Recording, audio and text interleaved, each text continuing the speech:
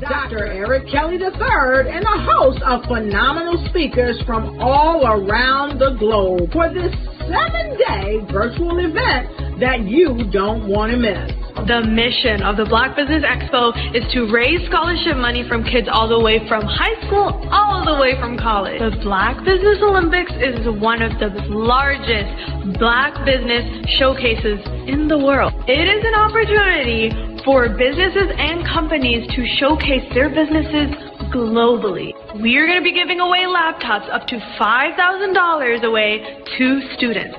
Again, I'm Olivia Appleberry, the founder of 2 Cents Finance and one of the speakers for the expo. I am so excited to see you there. For more info, go to www.blackbusinessexpousa.com or call 919-308-9090 and hope to see you there.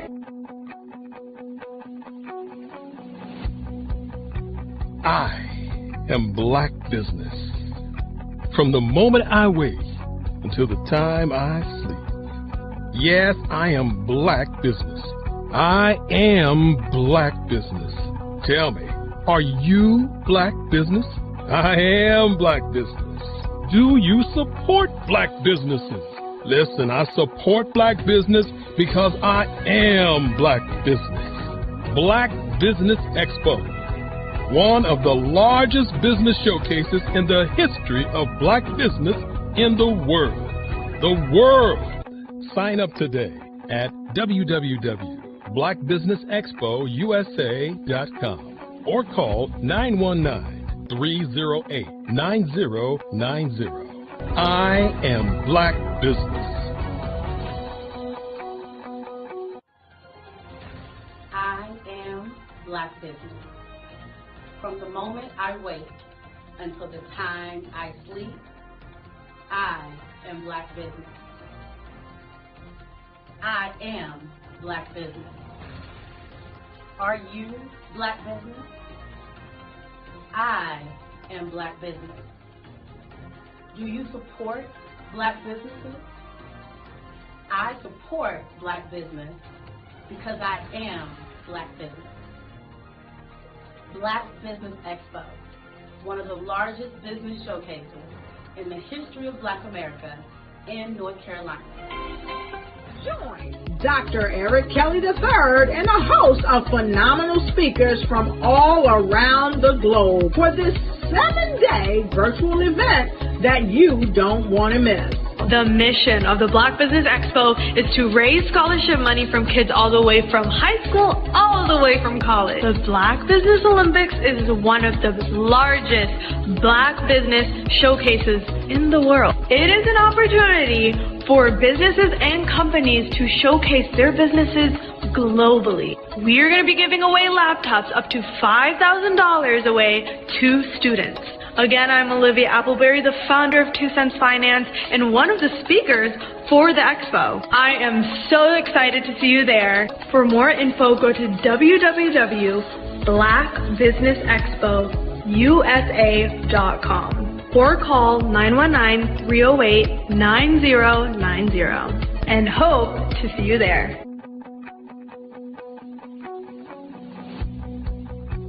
I am Black Business. From the moment I wake until the time I sleep. Yes, I am Black Business. I am Black Business. Tell me, are you Black Business? Black Business Expo, one of the largest business showcases in the history of Black business in the world.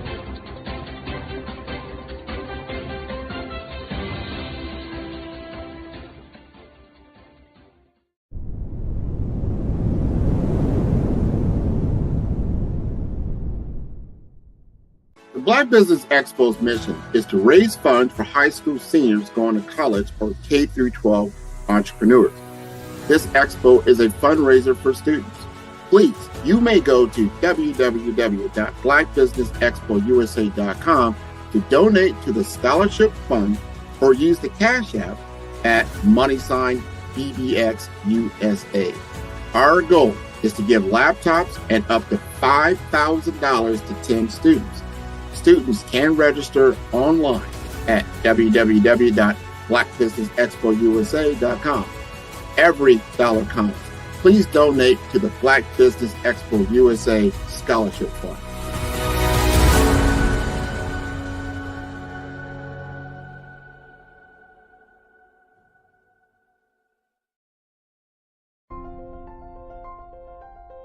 What if you could build your own city?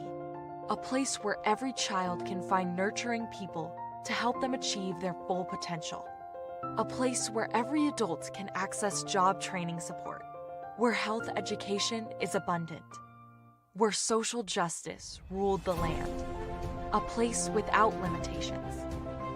Welcome. You have arrived at STEM City USA. It is what every city should be. A safe and trusted community where you find people and resources to help you become everything you are and beyond. STEM City is unlike anything you have ever experienced. It is a digital twin of the world around you, only better. STEM City is about energy and soul renewal. It is more than a digital world. You can almost feel the power of live cultural events, music, and theater. STEM City promises a better future for children with caring mentors and hands-on activities with dedicated tutors to support our youth. STEM City is your passport to a healthy lifestyle with weekly events addressing our community's many issues. STEM City is your financial well-being with helpful information on wealth management, career advancement, job training, and so much more. STEM City is the community you deserve. It is the city where your dreams can come true. STEM City USA, a place in the sky that is accessible to all who reach for the stars.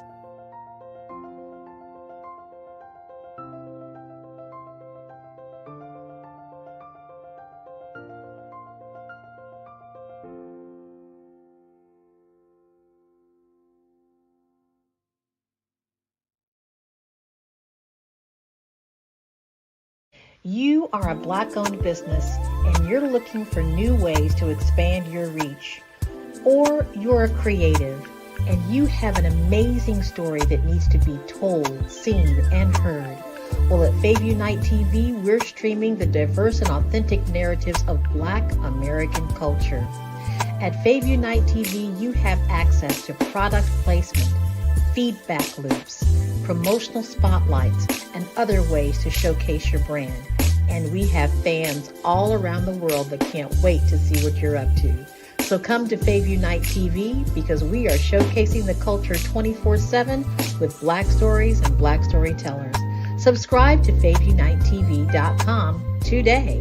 And for more information, email us at info@FayviewNightTV.com or call our hotline at 816-819-9939. Fayview Night TV, one of the largest platforms showcasing Black American content in the world.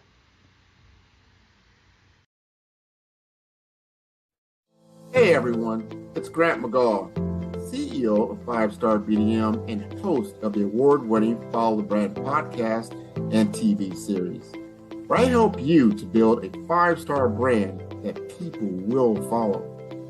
My genius is personal brand development through intelligent communication and helping you achieve your business and career goals. I am a requested speaker on digital technology and brand development issues. I want to work with you to increase the value of your current opportunities while attracting new ones. Every one of you is unique, and we all share challenges that can be addressed through smart branding. As a super connector, I work with you as an executive coach to guide you along the complicated business and career development road, providing the enhancement tools and information you need to succeed. Together, I will help you succeed in today's challenging business climate. I will evaluate and measure your progress. Best of all, I am right alongside you every step of the way. Build the brand called you. Genius is coming.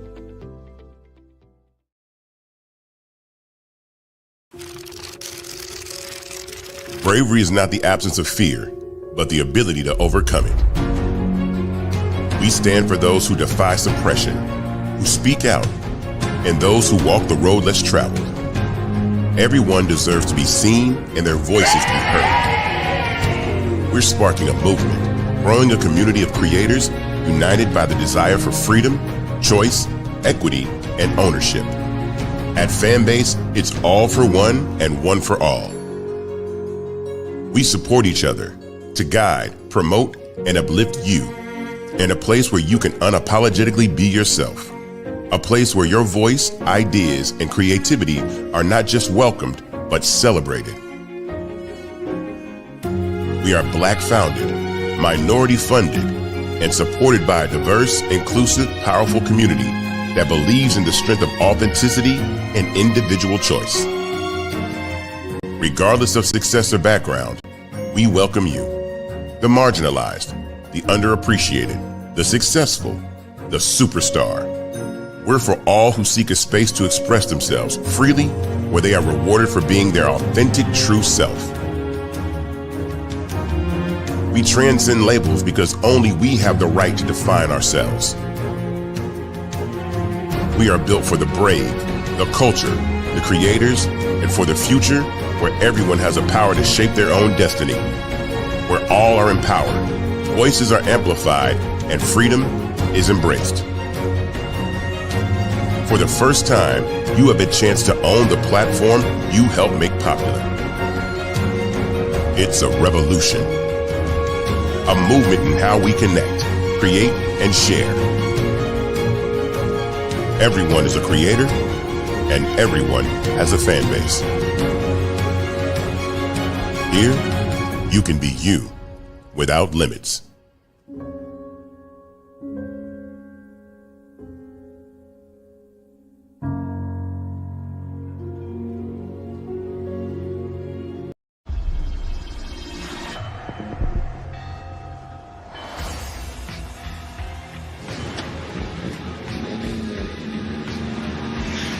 La connexion. La connexion.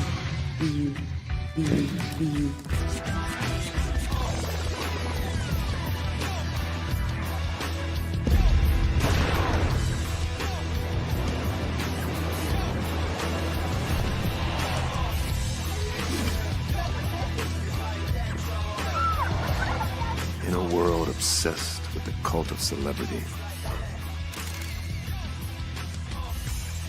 I challenge you not to aspire to anyone else's greatness, but instead strive to reveal and ignite the greatness within you. Are you serious? I totally think that that's it. Hey. No! Hey! To me, sexy is a man that knows who he is and what he wants. Okay. He's comfortable. You look at him, you see him, he's just comfortable being himself. And you're like, Baby, be you. be you, baby. Just be you. I like it. Introducing the Be You collection, exclusively available at K&G Fashion Superstore. Genius is common, and my genius is nutritional strategy. I am Shawnee Smith, the owner and creator of Can Do Spice. Can Do Spice was created because I knew that adding herbal and mineral supplements to my diet did not have to be boring. In fact, because I'm a food enthusiast, I knew I could create something flavorful and explosive that also had the benefit of adding herbal supplements such as sea moss, bladderwrack, burdock root, and black seed, just to name a few. I invite you to take this journey with me where we come together and take control of our nutritional health. It is my way of sharing my genius, the gift of flavor and the healing power of herbs to the world. What is your genius?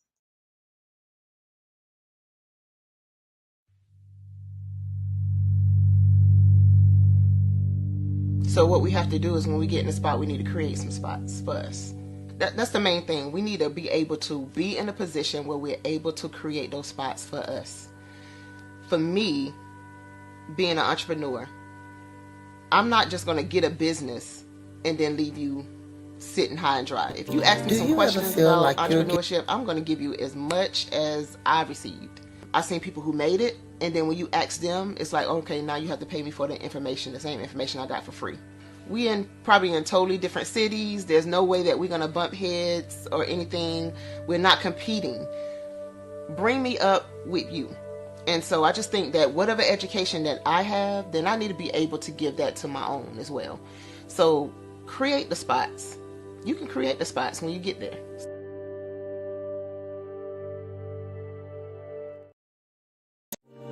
Do you ever feel like you're giving so much to everyone else that there's barely anything left for you?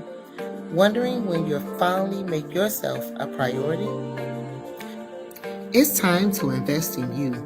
Join us for our self-love course, For the Love of Me, a journey designed to help you reconnect, renew, and rediscover who you truly are. In just 6 weeks, you will explore the depths of self-love and learn valuable tools to nurture your mind, body, and spirit. Each week, we'll dive into topics like setting boundaries, overcoming self-doubt, and embracing your unique worth. Together, we'll create a safe space for healing, growth, and self-compassion. Join us on this journey of self-love and discover the beauty of embracing your authentic self. Are you ready to prioritize your well-being and unlock your full potential? Let's begin. Register now and start your journey to self-love today.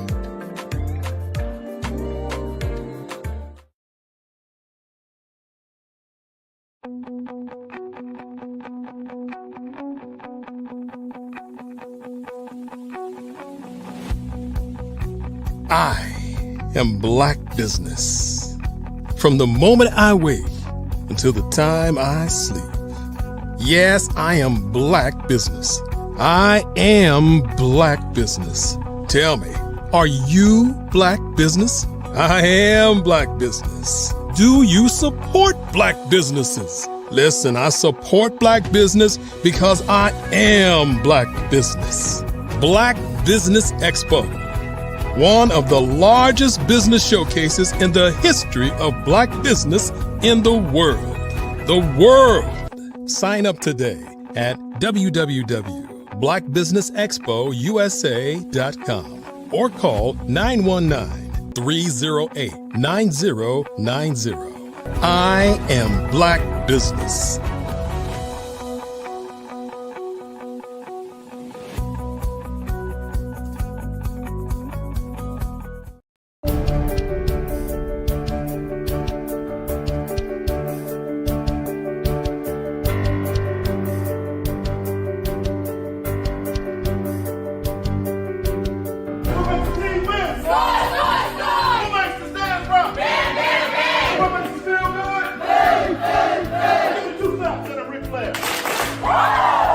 When you hear the word extraordinary, what words come to mind?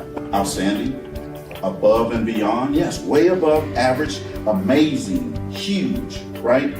Well, here's what I want to tell you. The only difference between ordinary and extraordinary is extra.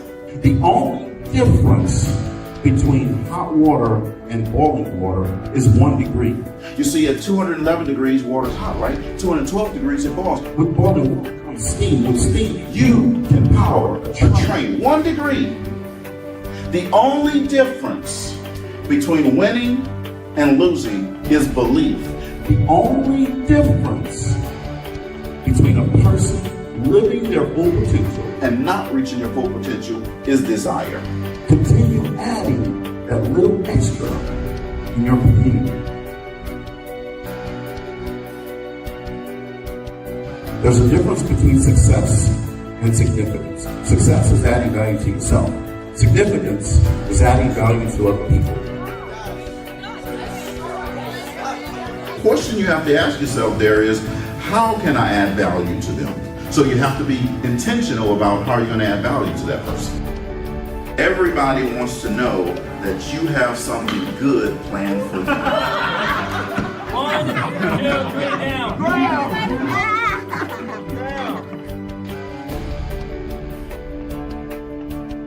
See, there were two guys that decided to take lunch. They were factory workers. And they sat down, and one guy reached in his lunch pail, and he pulled out a sandwich. And he looked at it and he says, oh my God, this is another bologna sandwich. He goes, I don't want another bologna sandwich. I hate bologna. Why do I keep having bologna sandwiches?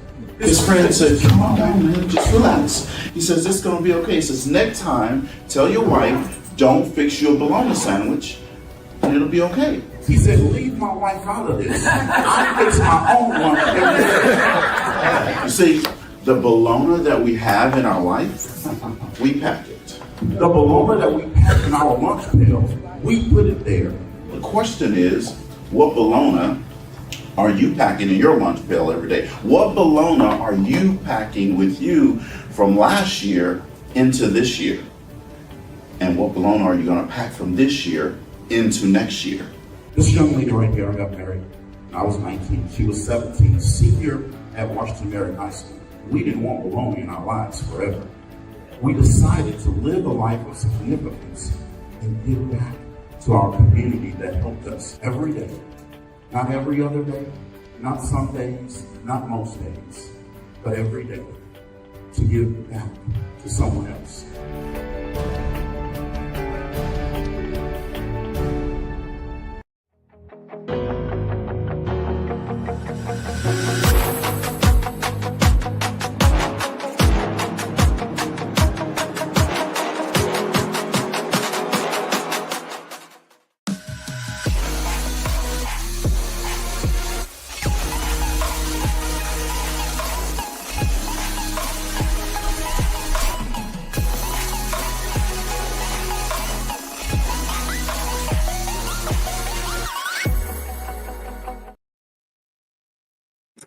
Well, hello. Good day, business owners, entrepreneurs, thought leaders, and corporations. Welcome to Black Business Network. My name is Dr. Lindra James. I am your business moderator to this session of the Black Business Olympics. The Black Business Network is a 24-hour business network showcasing Black businesses, business owners, entrepreneurs, and thought leaders worldwide. We have speakers from North Carolina, London, Singapore, Africa, Japan, and cities all over the United States. So the Black Business Network is a global community sharing business knowledge to empower, inspire, and educate businesses about business. Our next speaker is Cedric LaFleur. And Cedric LaFleur is a motivational speaker, leadership expert, executive coach with over 30 years of experience in healthcare sales, leaderships, and sports. And as the chief executive of LaFleur Leadership Institute, he delivers keynote speeches, workshops, and coaching programs focused on leadership development. He's a certified Maxwell leadership team member, a Dave Ramsey's certified master financial coach, and has led executive leadership training internationally, including in Costa Rica, government transformation initiatives. Cedric is also the chairman of the Executive Leadership Circle and founding partner of Lake Charles Education Collaboration Incorporation, which is dedicated to improving academic outcomes in failing schools. And a 4-time visionary author, his books include The Blueprint for Manager Success and Take Off the Mask, You Are Enough. After a 22-year career with Abbott Laboratories, Cedric continues to inspire leaders, educators, and entrepreneurs to achieve extraordinary success. Welcome to the stage, Cedric LaFleur. Well, hello, and thank you very much for that wonderful opening. So, man, I better deliver here today. I'm sure you will. Well, listen, so welcome. Tell the listeners about your leadership journey and how you got to where you are today. Yeah, well, thank you very much for that question. My leadership journey started many years ago when I was in the United States Air Force, and it matriculated to Abbott Laboratories, where I spent 22 years building my leadership chops, understanding what good leadership is, how it operates, and how good leadership can go wrong. And then once I retired, I developed LaFleur Leadership Institute, where now I help other leaders understand how to be best in class. I help leaders understand how to connect with their people because we know that connection increases your influence in every situation. So I'm excited to be here with you today, Dr. Lindra. Okay, well, tell us something interesting, like something fun about yourself before we get into, other questions. Okay, yeah. So here in a couple of weeks, I'll be 58. I got married when I was 19 years old. My girlfriend at the time was 17, starting her senior year of high school. And this past October, we celebrated 38 years still in this in this marriage. Okay. Well, that's amazing. So congratulations. I'm going to leave that there. But tell us what is your business, LaFleur Leadership Institute? Like who is your target audience? Tell us about your business. Yeah, well, thank you. Yeah, LaFleur Leadership Institute develops best in class leaders. We help teams improve their market momentum. We help leaders understand, like I said earlier, how to connect with people. Our target audience is generally mid-sized to large companies and organizations. We do a lot of business in school districts around the country where we work with students, principals, teachers, administrators, helping everybody in the building understand how to better connect with each other. Specifically with students, we're trying to help them understand how to change their mindset, how to have a growth mindset, and to help them understand how to build resilience and know that just because they have one failure doesn't mean that's the end of everything, right? So you're trying to help them grow and become better stewards of their own mind. Love that. I love how you mentioned growth mindset because that is truly important, especially with our young men and women in this day and age. So, having a growth mindset is really how you get to excel. So, the fact that your leadership institute is really exaggerating that's just remarkable. Tell me something what would separate you from other businesses in the industry? I know you talked about the growth mindset piece, which is huge. What else would you think would separate your business from other businesses in your industry? Yeah, that's another great question. The thing that really separates us is our approach, right? So, we're not a business that's just going to go in and just start talking about anything leadership to an organization. One, we take the time to understand what their challenges are, what their goals are, where do they see themselves a year from now, right? As a team. And then we take that and develop a workshop for them or a keynote for their kickoff party, whatever that is. And then we specifically dive into some things that are happening in their organization. It's not just leadership principles that's one size fits all for everybody. It's going to be tailored to that organization, right? That's how you help develop best in class leaders by tailoring a solution specifically for that client, and that's a differentiating factor that we have. Very true. Very true. Well, just shifting gears and going back a little bit, what made you decide I guess it's a two-part question. What made you decide to do this? What made you decide to become an entrepreneur? And what is the best part of owning your own business? Yes, so I'll answer that second part first. The freedom and flexibility is the best part, right?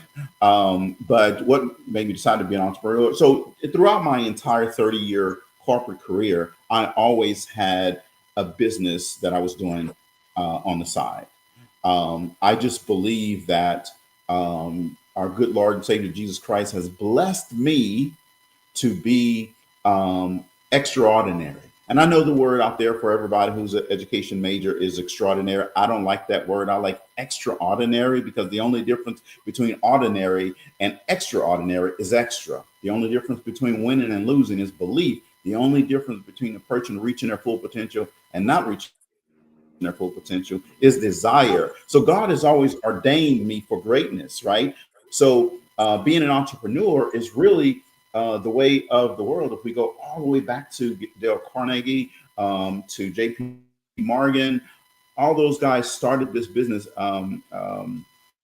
started as entrepreneurs, right? So, and I know that the life they created for themselves and their families. So that's what I want to do for my family as well. So the way to do that is entrepreneur. Now, I am blessed to have had a 30-year wonderful corporate career.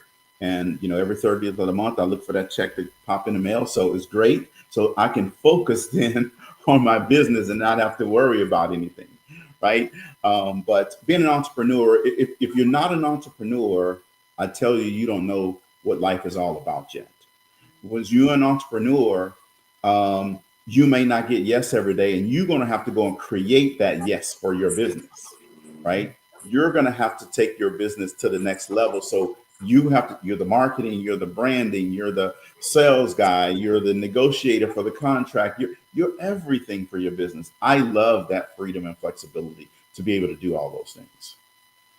So tell me, can you elaborate a little bit on the freedom and the flexibility, because like you said, you are the brand and it starts with you, right? So yes, you have to go out and get that yes, as you said. So where does the freedom and the flexibility come in? Yeah, so the freedom is that you have the freedom to go after any client that you want to contact, right? The freedom is when you earn money in your business, it allows you to do a lot of extra things. I live on the beach. I'm looking right out my window here, my office window. It's the Gulf of Mexico. It's my backyard, right? The freedom that being an entrepreneur can provide, right? The other freedom is, I take the month of May and the month of December off. All my clients know I don't work in those months, right? Freedom to do the things that I want to do when I want to do them on my terms, right? That's the freedom, right? When you're working for a company or a corporation, you can't just take the whole month off and just, chill out, right? When I want to ride my motorcycle, I just go and pull my motorcycle out and let the wind blow in my hair. Oh, I'm sorry, I don't have any more hair, but but that's the freedom I'm talking about. And then the flexibility comes in. Every customer is not your customer. I know that entrepreneurs say, hey, they want to service everybody. You can't service everybody, first of all. If you're servicing everybody, you're servicing nobody really, right? But the flexibility part is I decide who I want to partner with. I've had clients where they wanted to do things a certain way and pay me a certain way. And I say, thank you, but your business is not for me. So I have the flexibility of saying yes or no to that. You're dropping so many gems right now. Like you can keep going, because everything you're saying is so true. I mean, and no, it really is. And I can definitely, everything you're saying, I so appreciate it, because everyone isn't your customer. And I like how you say, if you try to service everyone, you service to no one. And that's when the niching is important. And yeah, I completely agree with that. If you could relive one day from the past, which would it be and why? Yes. My senior year of high school. I loved high school. There's a lot of people out there that hated high school. I loved high school, but particularly my senior year of high school. I could take any of those days and relive it. I would do it in a heartbeat. I love my grandson. I love my kids, but I would, boom, say, let's just freeze everything and go back to that day. I would do it in a heartbeat. Okay. Okay. high school. And you're right. A lot of people, they're like so glad high school is over. Those are days that some people just never want to relive. And Yes. I don't think people understand, like, those are days that you really should cherish. Like, those are probably some of the best days. Or I guess some people, when they get to college, those are their best days. But I'll let you have your high school. So Yeah. but it makes you who you are today, right? You're someone who, you have your own business, and I'm sure your clients, I'm sure you have great relationships with your clients. And if one of your clients were just sitting here with you right now, what would they say about you and your service? Yeah, well, so I would hope they would say that LaFleur Leadership Institute definitely does bring it when he comes. But what I would think they would say is that I'm authentic and I'm very transparent. I will tell them leadership challenges I have. I walk them through times where I didn't get it right, right? To also then teach them how to do it right? I'm not going to come in and they will tell you that. I don't come in and say, I've been the best leader. I've always had it right. I've never made a mistake and all of that type stuff, right? So I'm going to do that. I will bring real world examples for them because I led in corporate for so long. I have a lot of different examples that we can talk about, and again, I provide them flexibility as well. We have our workshop in a way I want it to look, but they know that in a heartbeat they will say something in the middle of the workshop. Hey, can we do this? And I'll say, okay, let's switch the schedule real quick, and I will make that happen for them. Because see, my job is not to just go in and say, here is the workshop and you get it. It's vanilla. It's the same flavor for every organization. My job is to make sure that I customize it for that client, make it personal for them so they connect with it. Because when they connect with it, they will take it and run with it in their organization. And that's what I want them to do, is run with what they get from the workshop and change things. We want transformation in the organization, then we have to bring transformational workshops to them. Absolutely. And and just going back to when you mentioned having challenges and being transparent with your clients, can you share one of your biggest challenges during your entrepreneurial journey? Yeah. So during my entrepreneurial journey, a big challenge was, I thought that I had crossed all the I's and dotted every T when I was negotiating with a client. And it looks like, boom, we were going to sign this multi-year agreement and everything was going to go great. And the day before, I got a phone call and they said, hey, we would love to go with you, but we can't. And I was like, well, why is that? And they started telling me all the details. In that moment, I wasn't happy about it. But when I sit back and I look at it, and I did an evaluation a couple of days later, and it was all my fault. It was because I left one of the key stakeholders out of the process. I didn't communicate effective with them. And they, boom, nixed the deal. And they went with someone else, right? So what that taught me is that as a entrepreneur, and you can always think you have everything covered and all this type of stuff, and you miss something. So what that taught me as an entrepreneur, never, ever, ever assume that everybody's on board. You have to sell every person that's a key stakeholder to make sure and be willing to ask the question, if you had a choice today, would you say yes to LaFleur Leadership Institute? Right? I didn't ask him that question, so I got the answer that I was supposed to get. That's so rich, and I appreciate you sharing that, because I don't think a lot of people look at how, they look at entrepreneurs, and to your point, they understand and love the idea of having the flexibility and freedom, but it's that back end, that those missing pieces at times and the challenges that entrepreneurs go through, such as what you just mentioned. So it is important to make sure you know your stakeholders and cross all of those T's and dot those I's. So that's very rich. And Absolutely. as a leader, right? Leaders come in you're a leader of your organization, and leaders come in all different packages, all different, strengths, with all different strengths, I should say. What strength do you feel are essential to be a successful leader? Number one, they have to have integrity. Okay. Number two, they have to have courage. See, a leader has to have the courage to go out front for their people and make sure that their pathway is clear. So if a leader doesn't have integrity and courage, man, it's going to be hard for them to lead people, right? One, how many people do you follow that don't have integrity? Probably none, right? How many leaders do you want to follow that you say they don't have the courage to do what I'm doing, right? You're not going to follow those people. And then the third thing is they have to have charisma, right? They have to be charismatic to help inspire other people. And so to me, those three things are key components and strengths that a leader must exhibit on a daily basis. See, leaders should see farther, more, and before everybody else.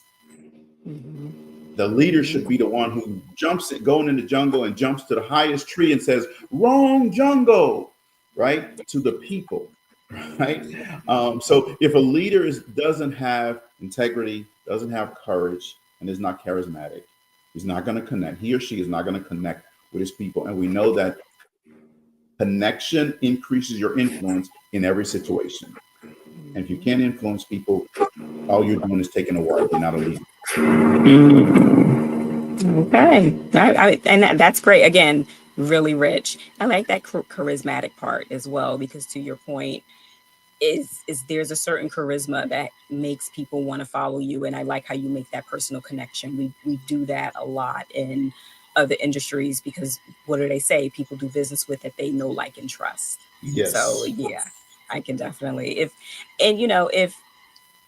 when you think about business and entrepreneurship, it's a long game, right? And if you had to choose only one long-term goal, either to own a home or travel the world, which one would you choose?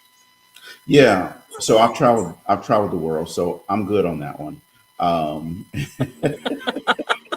So, I can see it all on the internet now, so I don't need to go anywhere to do that. I was in New York City last week, and I was doing working with a client there, but it was my first time being in New York City, and I always had this fear of being in New York City. I get out of my hotel, and I'm staying right in Times Square. I get out of my hotel, I go to this pizza parlor, because you can't go to New York without having pizza, right? So I finish. About 45 minutes later, I come out, and then all of a sudden there's just like people everywhere that were not there when I went into the pizza parlor. And I nearly had a panic attack right there because there were so many people. I started looking for the alley that I went through to get to the pizza parlor to get back to my hotel room. I was like, holy moly. It's just, there's a lot of people. I live in a little city that has 4,300 people in it. It's a beach town, 4,300 people in it. If we have 5 cars on the road at the same time, it's a traffic jam. Oh, wow. Right? I love that.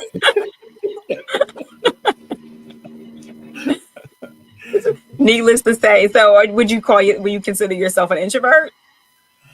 I am an extroverted introvert. So I love talking with people, connecting with people. I have a small circle that I hang with, right? So I'm definitely an extroverted person. I can, talk with anyone. However, I keep my networks real small. I can stay home for weeks on end and go out to my pier or ride my motorcycle in my subdivision and not talk to anyone. I'm just happy with the world. I hear you. Yeah, you're preaching to the choir there. When you say extroverted, introvert, I relate. I know exactly what you mean. So I get it. I totally get it. I totally get it. And I can appreciate it. I really can. Yes. And and sometimes with entrepreneurship, you like you said, you love talking to people, you love meeting people and connecting, and it can drain you. It can be, and you have to kind of just rebuild yourself. And it just makes me think about how, it's reasons like that why so many entrepreneurs, they give up and they throw in a towel, because there is networking you have to do. There is, other means, like you mentioned, marketing and branding and getting that yes. And a lot of times they throw in a towel. Like, what advice would you give someone now questioning whether they should give up? Yeah. Here's what I would tell you. One, never quit. Never give up. If it's not working, that means that it doesn't mean that the goal should be changed. It means that your plan should change, right? Never surrender the goal, change the plan.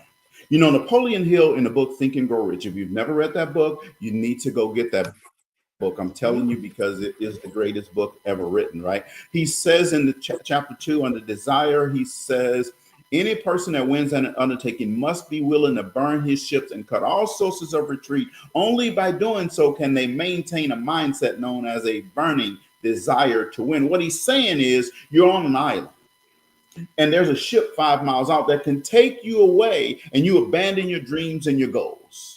Or you can burn those ships, send flares to burn those ships and cut all sources of retreat, put a stake in the ground and say, I'm not leaving, I'm not surrendering my goal. I'm not leaving this island until I reach the goal. And that's when you have a burning desire to win. So don't quit, don't give up. Just when you think victory is close at hand, if the pain is greater than the perceived reward, you're going to quit. Don't do that. You got to close your mind tightly against surrender. You got to keep going, because when you keep going, you're getting stronger. And the more you keep going, you're getting stronger every time, and you're getting closer to hitting that goal. You see, because if you quit today, right in that moment, you may feel, okay, that's relief. But here's what's going to happen. Tomorrow morning, you're going to wake up and you're going to feel the pain and the disgust and the disappointment of quitting. So don't quit. Change the plan, but never, ever surrender the goal. And I think you actually just answered my next question, which was, why is it important for people to always continue to grow? And I think you kind of pretty much answered that. Yeah, absolutely. But I will ask you this: what are one or two things that you have learned about yourself from being a business owner? Yeah. One is, I'm stronger than I think. We all play mind games every now and then with ourselves. We're our worst critic. We judge ourselves very harshly. We talked about earlier that, we all wear a mask, right? And we wear a mask for different reasons. And what we need to understand is the mask is okay, but we don't need to lose our identity along the way. Mm-hmm. We need to learn to unmask, take the mask off. You are enough. So 2 things that I learned: that I'm stronger than I think, and that I am enough. You see, again, I told you earlier that I got married at 19 years old. I could have quit and said, all right, you woe is me, the man has me down, blah, blah, blah. I could have given myself all kinds of excuses and not went on to achieve a lot of different things, right? But I didn't do that. That's what builds resilience, right? When I was 29 and bankrupt, I could have quit. I could have said, enough is enough. Man has me down. I don't know what I'm going to do. My finances are horrible, blah, blah, blah. I could have done all of that type stuff, but I kept going. I knew that there was something better out there. I knew that God had me in his hands and in his wings. And I knew that there was a greater life out there. So then I set new goals to go to a higher level. And here's what happens. See, when you become intentional and you start setting goals for yourself and you get laser focused, one of my good friends, Ken Thornton, who's the VP of Cardinal Health, he said this. I was interviewing him one time, and he said, Cedric, you know, the reason why people are not focused and they don't reach their goals is because they need to stop looking at their calendar and start looking at their watch. What Ken was saying is we look too way out here. What we need to do is get laser focused. What can I do in the next 30 minutes? What can I do in the next hour, right, to reach things? So what I did in that moment, when I was feeling financial despair, I got laser focused on improving that. And all of a sudden start controlling my money and telling my money what it was going to do and not it telling me what it was going to do. And then all of a sudden set new goals to go to a whole nother level. And then guess what? This little kid born in South Louisiana, poor as dirt, all of a sudden become a millionaire at 48, then a multimillionaire at 50. And I'm not telling you that to impress you. What I'm telling you that to impress upon you. It doesn't matter your background. It doesn't matter what family you come from. It doesn't matter the street you live on. It doesn't matter what car you have parked in the driveway and what driveway you have it parked in. The only thing that matters is if you believe in yourself and you know that you are enough and you know that you're stronger than you think. And I want to tell you, in every situation like that, you are stronger than you think. See, a bird sitting on a tree is not worried about the limb breaking. Because her strength, she's not worried about that limb because her belief is in the power of her own wings to fly. And that's the same thing for each one of you as a business owner. You should believe in your strength to be able to bounce back from failure, to be resilient, to be stronger than you think. And I'm going to have it right here first.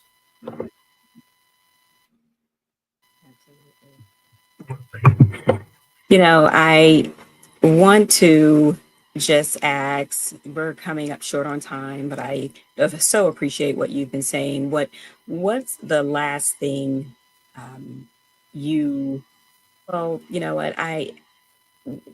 what's the biggest thing I should say that you learned from your mentor in the last 6 months that we could all benefit from? Yeah, I've had the benefit of having a lot of great mentors. And one of those things that I've learned from my mentor is this. There's 3 questions, really, right, that I ask other people as well.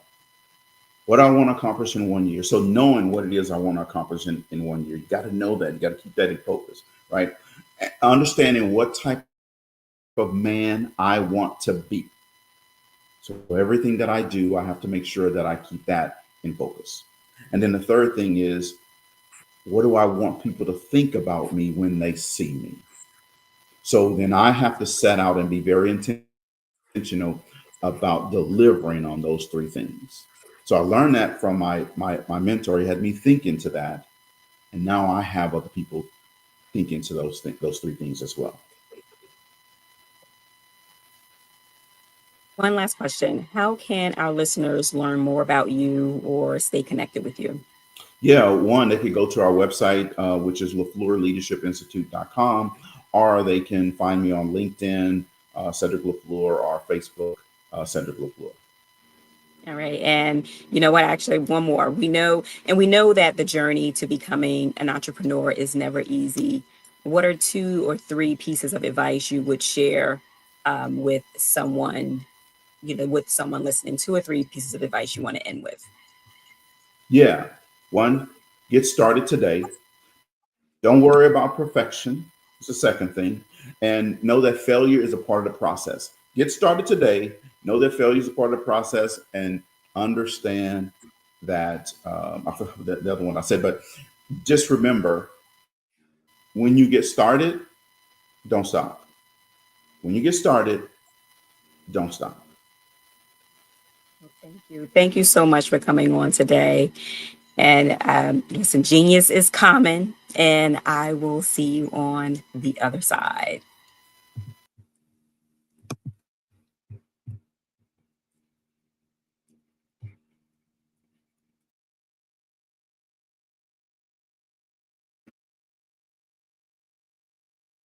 Right.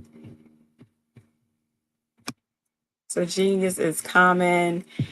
And the Black Business Expo's mission is to raise funds for high school seniors going to college or K through 12 entrepreneurs. And the expo is a fundraiser for students who you can go to www.blackbusinessexpousa.com to donate to the scholarship fund, or you can use Cash App that's on the screen below. It's $BBX USA. Our goal is to give laptops and up to $5,000 to 10 students. Students can register online at www.blackbusinessexpousa.com. Every dollar counts. So we want to remind you to donate to the scholarship fund. We thank you, and we want to thank our Black Business Expo USA sponsors, NC 100, Suede Soul, Carolina, Virginia Minority Supplier Development Council, Step Management, Margie McLean Foundation Incorporated, Genius is Common, Executive Women's Success Institute, the Quality Coaching Company, Superwoman Business Services, Creative Force Studios, Lee Entertainment, Black Business Olympics, Artistic App Design, Bank Law Firms, Black Business Expo USA. Genius is common, and I'll see you on the other side.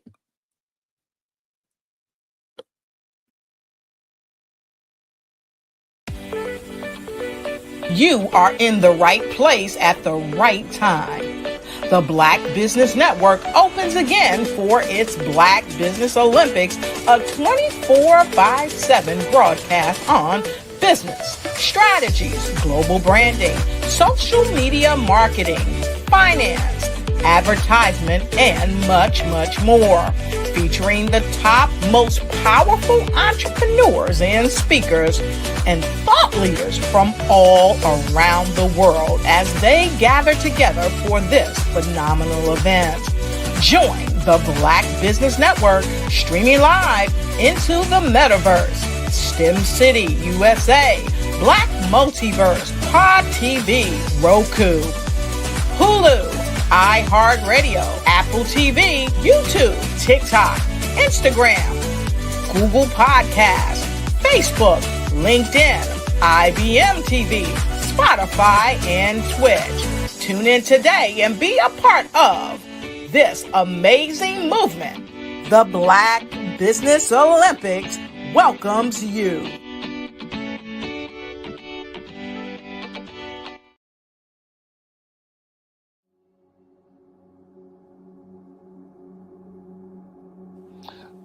I was born and raised in southeastern West Virginia, the coal fields. My father was an AME minister.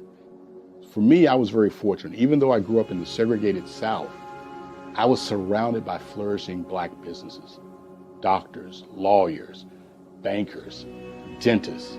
They were all there and they were all successful. And I guess that's part of my dream, is to see that success come back. My name is Joseph Simmons, and I am the founder of the Center for Micro-Entrepreneurial Training. We have this moment in time where we can change the trajectory of people. And our focus is on women, Black and brown entrepreneurs, and their access to capital, their ability to build thriving businesses, the ability to employ people. There's a study that showed that in those three communities, especially Black and brown communities, $1 stays in those communities for 30 minutes.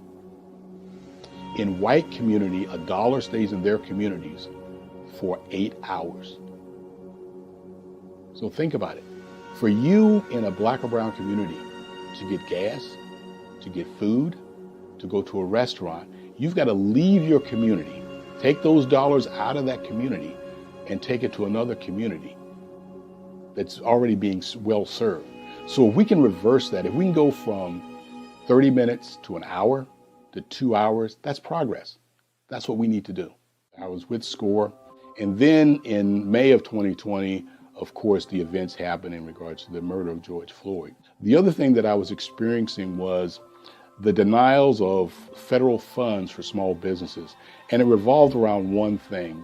These businesses were not being prepared for grants and for government programs. And I came up with the idea for the Center for Micro-Entrepreneurial based off those two things.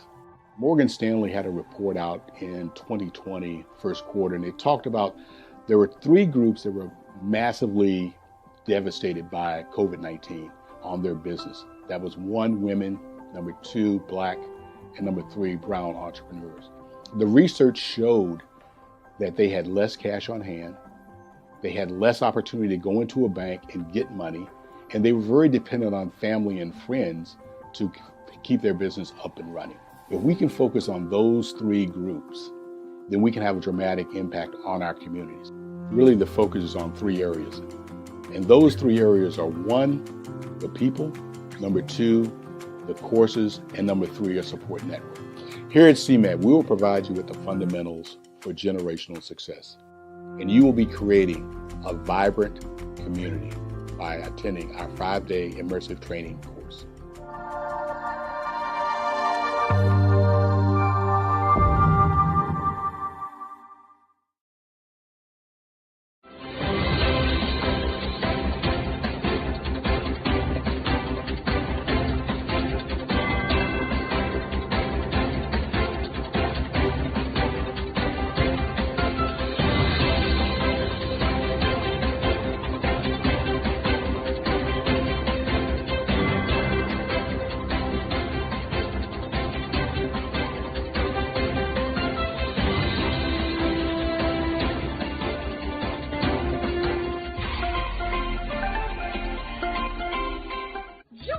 Dr. Eric Kelly III and a host of phenomenal speakers from all around the globe for this 7-day virtual event that you don't want to miss. The mission of the Black Business Expo is to raise scholarship money from kids all the way from high school all the way from college. The Black Business Olympics is one of the largest Black business showcases in the world. It is an opportunity for businesses and companies to showcase their businesses globally. We are going to be giving away laptops up to $5,000 away to students. Again, I'm Olivia Appleberry, the founder of 2 Cents Finance and one of the speakers for the expo. I am so excited to see you there. For more info, go to www.blackbusinessexpousa.com or call 919-308-9090 and hope to see you there. I am Black Business. From the moment I wake until the time I sleep. Yes, I am Black Business. I am Black Business. Tell me, are you Black Business? I am Black Business. Do you support Black businesses? Listen, I support Black business because I am Black Business. Black Business Expo, one of the largest business showcases in the history of Black business in the world. The world! Sign up today at www.blackbusinessexpousa.com or call 919-308-9090. I am Black Business. I am Black Business. From the moment I wake until the time I sleep, I am Black Business. I am Black Business. Are you Black Business? I am Black Business. Do you support Black businesses? I support Black business because I am Black Business. Black Business Expo, one of the largest business showcases in the history of Black America in North Carolina. Join Dr. Eric Kelly III and a host of phenomenal speakers from all around the globe for this 7-day virtual event that you don't want to miss. The mission of the Black Business Expo is to raise scholarship money from kids all the way from high school all the way from college. The Black Business Olympics is one of the largest Black business showcases in the world. It is an opportunity for businesses and companies to showcase their businesses globally. We are going to be giving away laptops up to $5,000 away to students. Again, I'm Olivia Appleberry, the founder of 2 Cents Finance and one of the speakers for the expo. I am so excited to see you there. For more info, go to www.blackbusinessexpousa.com or call 919-308-9090 and hope to see you there. I am Black Business. From the moment I wake until the time I sleep. Yes, I am Black Business. I am Black Business. Tell me, are you Black Business? Black Business Expo, one of the largest business showcases in the history of Black business in the world.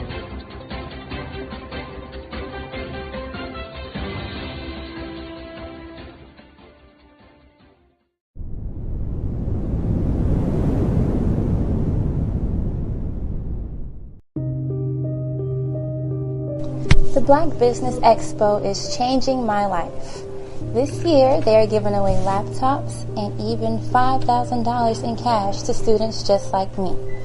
I'm Alexis, and I want to go to college to fulfill my dream of becoming an entrepreneur. Help the Black Business Expo going to www.blackbusinessexpousa.com and also becoming a vendor, a sponsor, or donating.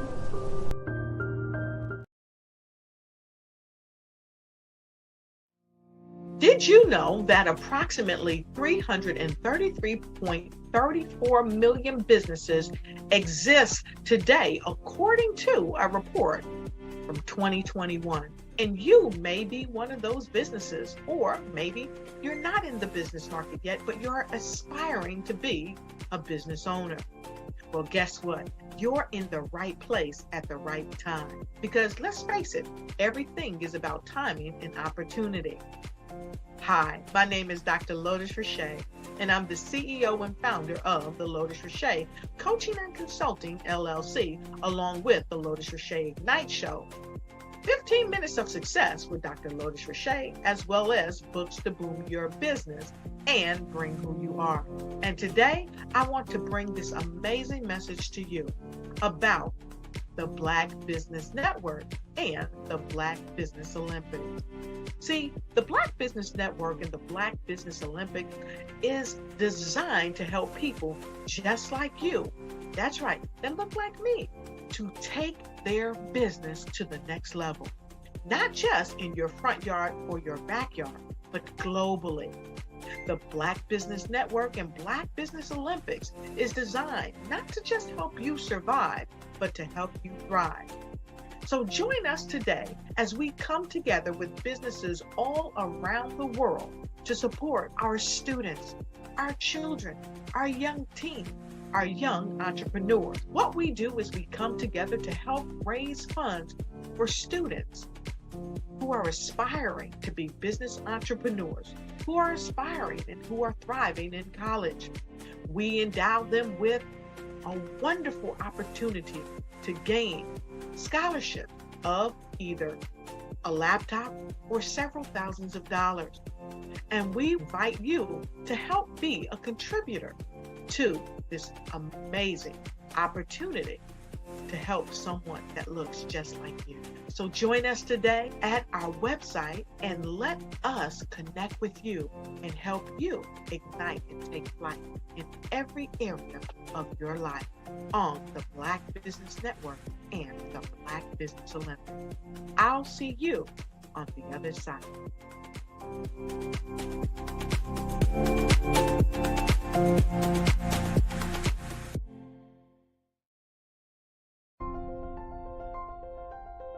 What if you could build your own city?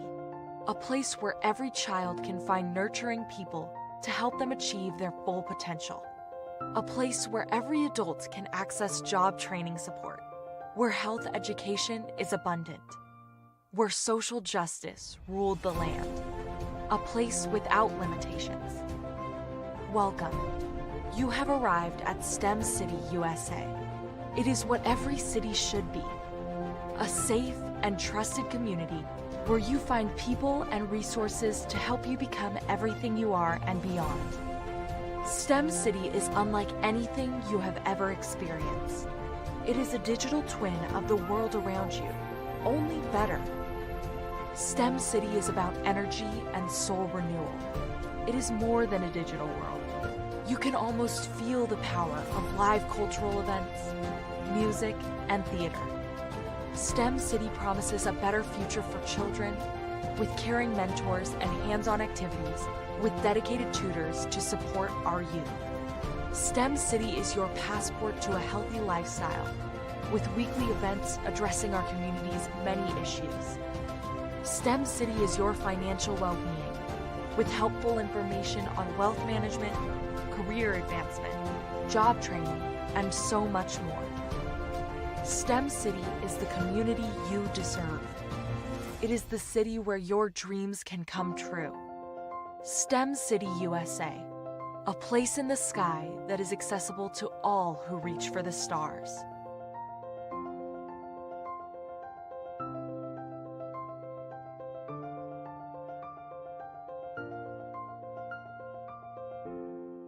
Over the past few years, we've seen the growth of existing and new initiatives focused on financial inclusion, building global networks, and reducing the wealth gap in response to the idea there's not enough seats at the table. Whether their outcomes are to increase the representation of Black executives on corporate boards, ensure an inclusive global economy, or to create new U.S. African commercial pathways, the strategies are often carried out by separate programs. The question is, should they be? With the continent of Africa being home to more than half of the world's fastest growing economies, the youngest workforce, over 400 companies generating more than $1 billion annually, 700 generating more than $500 million annually that are poised for growth, and being the destination of nearly $5 billion in venture capital in 2021. Diversifying U.S. and Africa commercial engagement by building bridges between African businesses and their U.S. diaspora should begin being seen as mutually beneficial.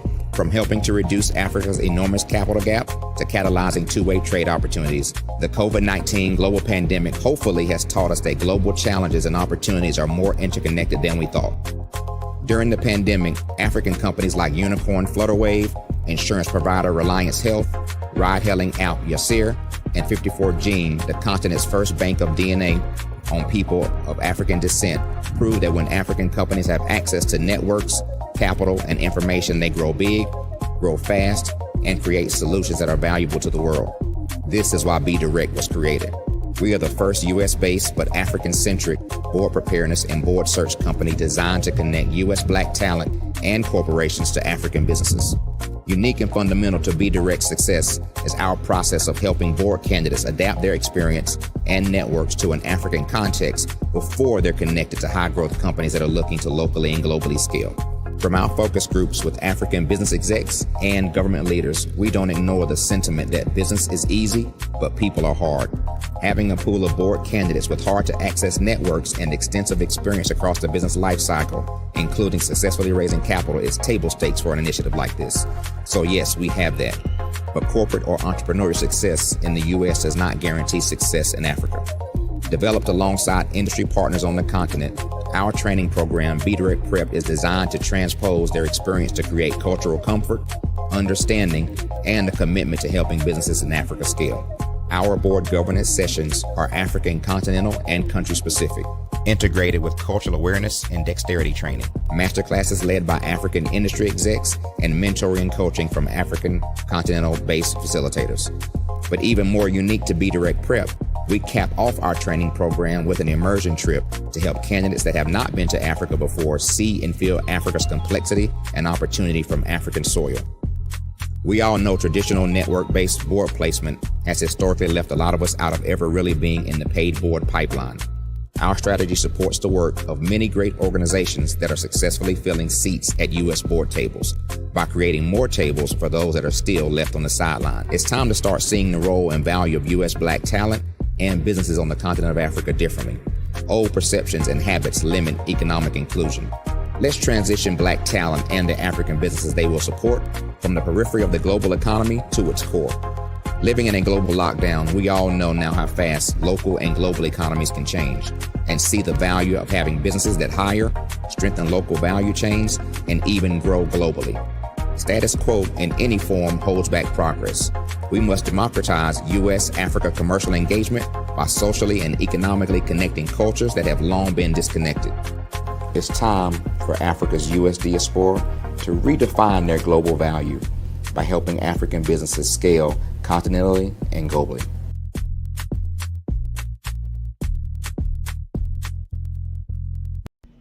Why do I do what I do? You know, my life coach asked me that a few years ago, and she said, Tony, what's your why? And I told her, and she said, girl, you've already accomplished that. Perhaps you need a new why. Hi, Tony Harris, Amy Hoydu with Say It Said Marketing, one of your students. And just wanted to say thank you, Tony Harris, for spending so much time with me and giving me that boost in my business that I so drastically needed.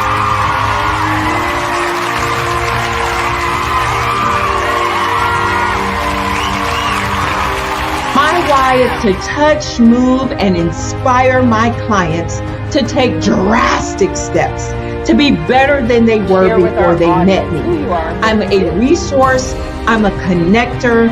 I want to help people build deeper relationships that are beneficial to their life and business. That's what I do best. So, first thing you got to do is show up. And speaking is a way to magnetically attract your ideal client to you. How many of you use social media that way? Absolutely, and this is how you look to the world. Drastic steps are the steps that are needed to be successful. And my business is drastic denotes a mindset. Getting out of your comfort zone. Doing something that you don't necessarily feel comfortable doing, want to do, but you know it's a necessary step to be successful in your business. I get the most satisfaction when I see my connections flourishing into relationships long after I am gone. Hi, my name is Jasmine Augustine with Media Jasmine, and I've joined several networking and referral groups in the area. And Network in Action Northeast Houston with Tony Harris Taylor is one of the best organizations that I've joined. I love that piece of what I do, and it is what fuels my fire.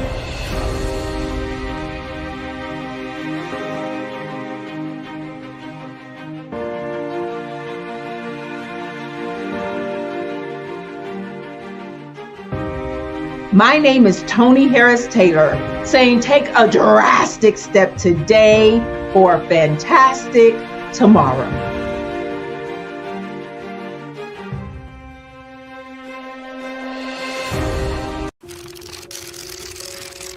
Bravery is not the absence of fear, but the ability to overcome it.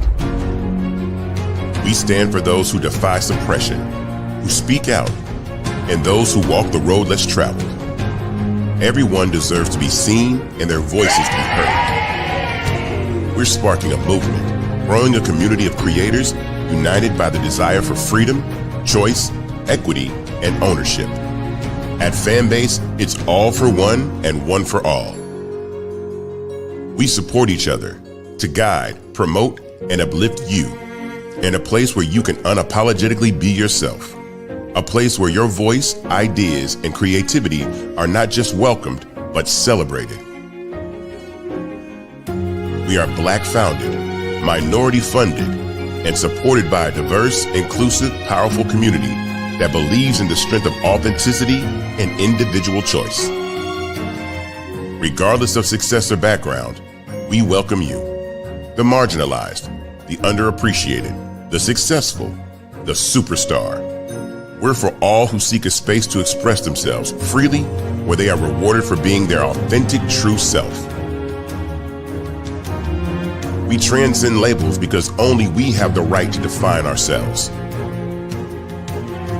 We are built for the brave, the culture, the creators, and for the future where everyone has the power to shape their own destiny, where all are empowered, voices are amplified, and freedom is embraced. For the first time, you have a chance to own the platform you help make popular. It's a revolution, a movement in how we connect, create, and share. Everyone is a creator, and everyone has a fan base. Here, you can be you without limits.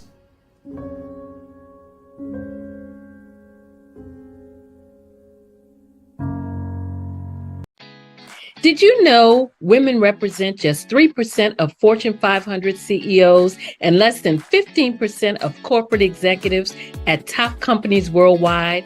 Have you wondered what the secrets are to getting into the top ranks, whether in the private or public sector? Do you want to figure out how to stop being held back in your career or passed over for promotion? Then you're in the right place. Hi, I'm Dr. Madeline Ann Lewis, President and CEO of the Executive Women's Success Institute.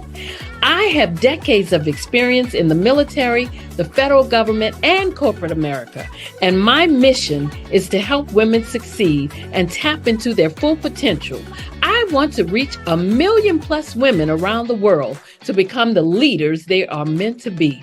So if you want to move into a management or executive level position, or maybe you are a female veteran transitioning out of the military into business entrepreneurship, then reach out to the Executive Women's Success Institute at 301-693-3284. Let us get you on the fast track to success.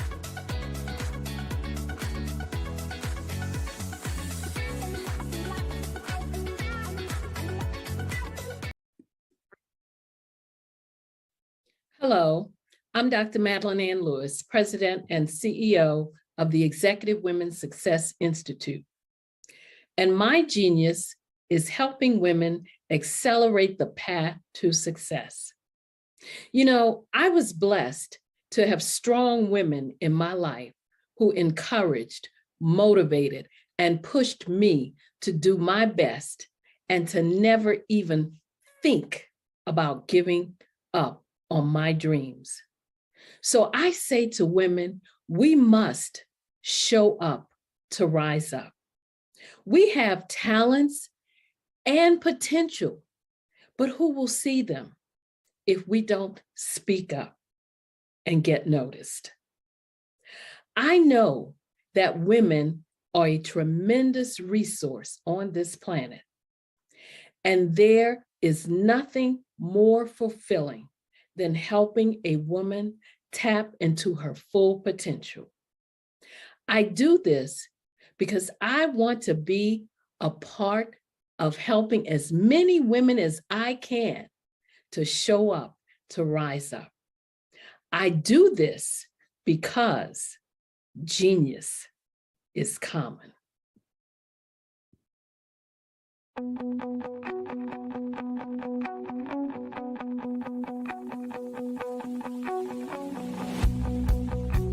I am Black Business. From the moment I wake until the time I sleep. Yes, I am Black Business. I am Black Business. Tell me, are you Black Business? I am Black Business. Do you support Black businesses? Listen, I support Black business because I am Black Business. Black Business Expo, one of the largest business showcases in the history of Black business in the world. The world! Sign up today at www.blackbusinessexpousa.com or call 919-308-9090. I am Black Business.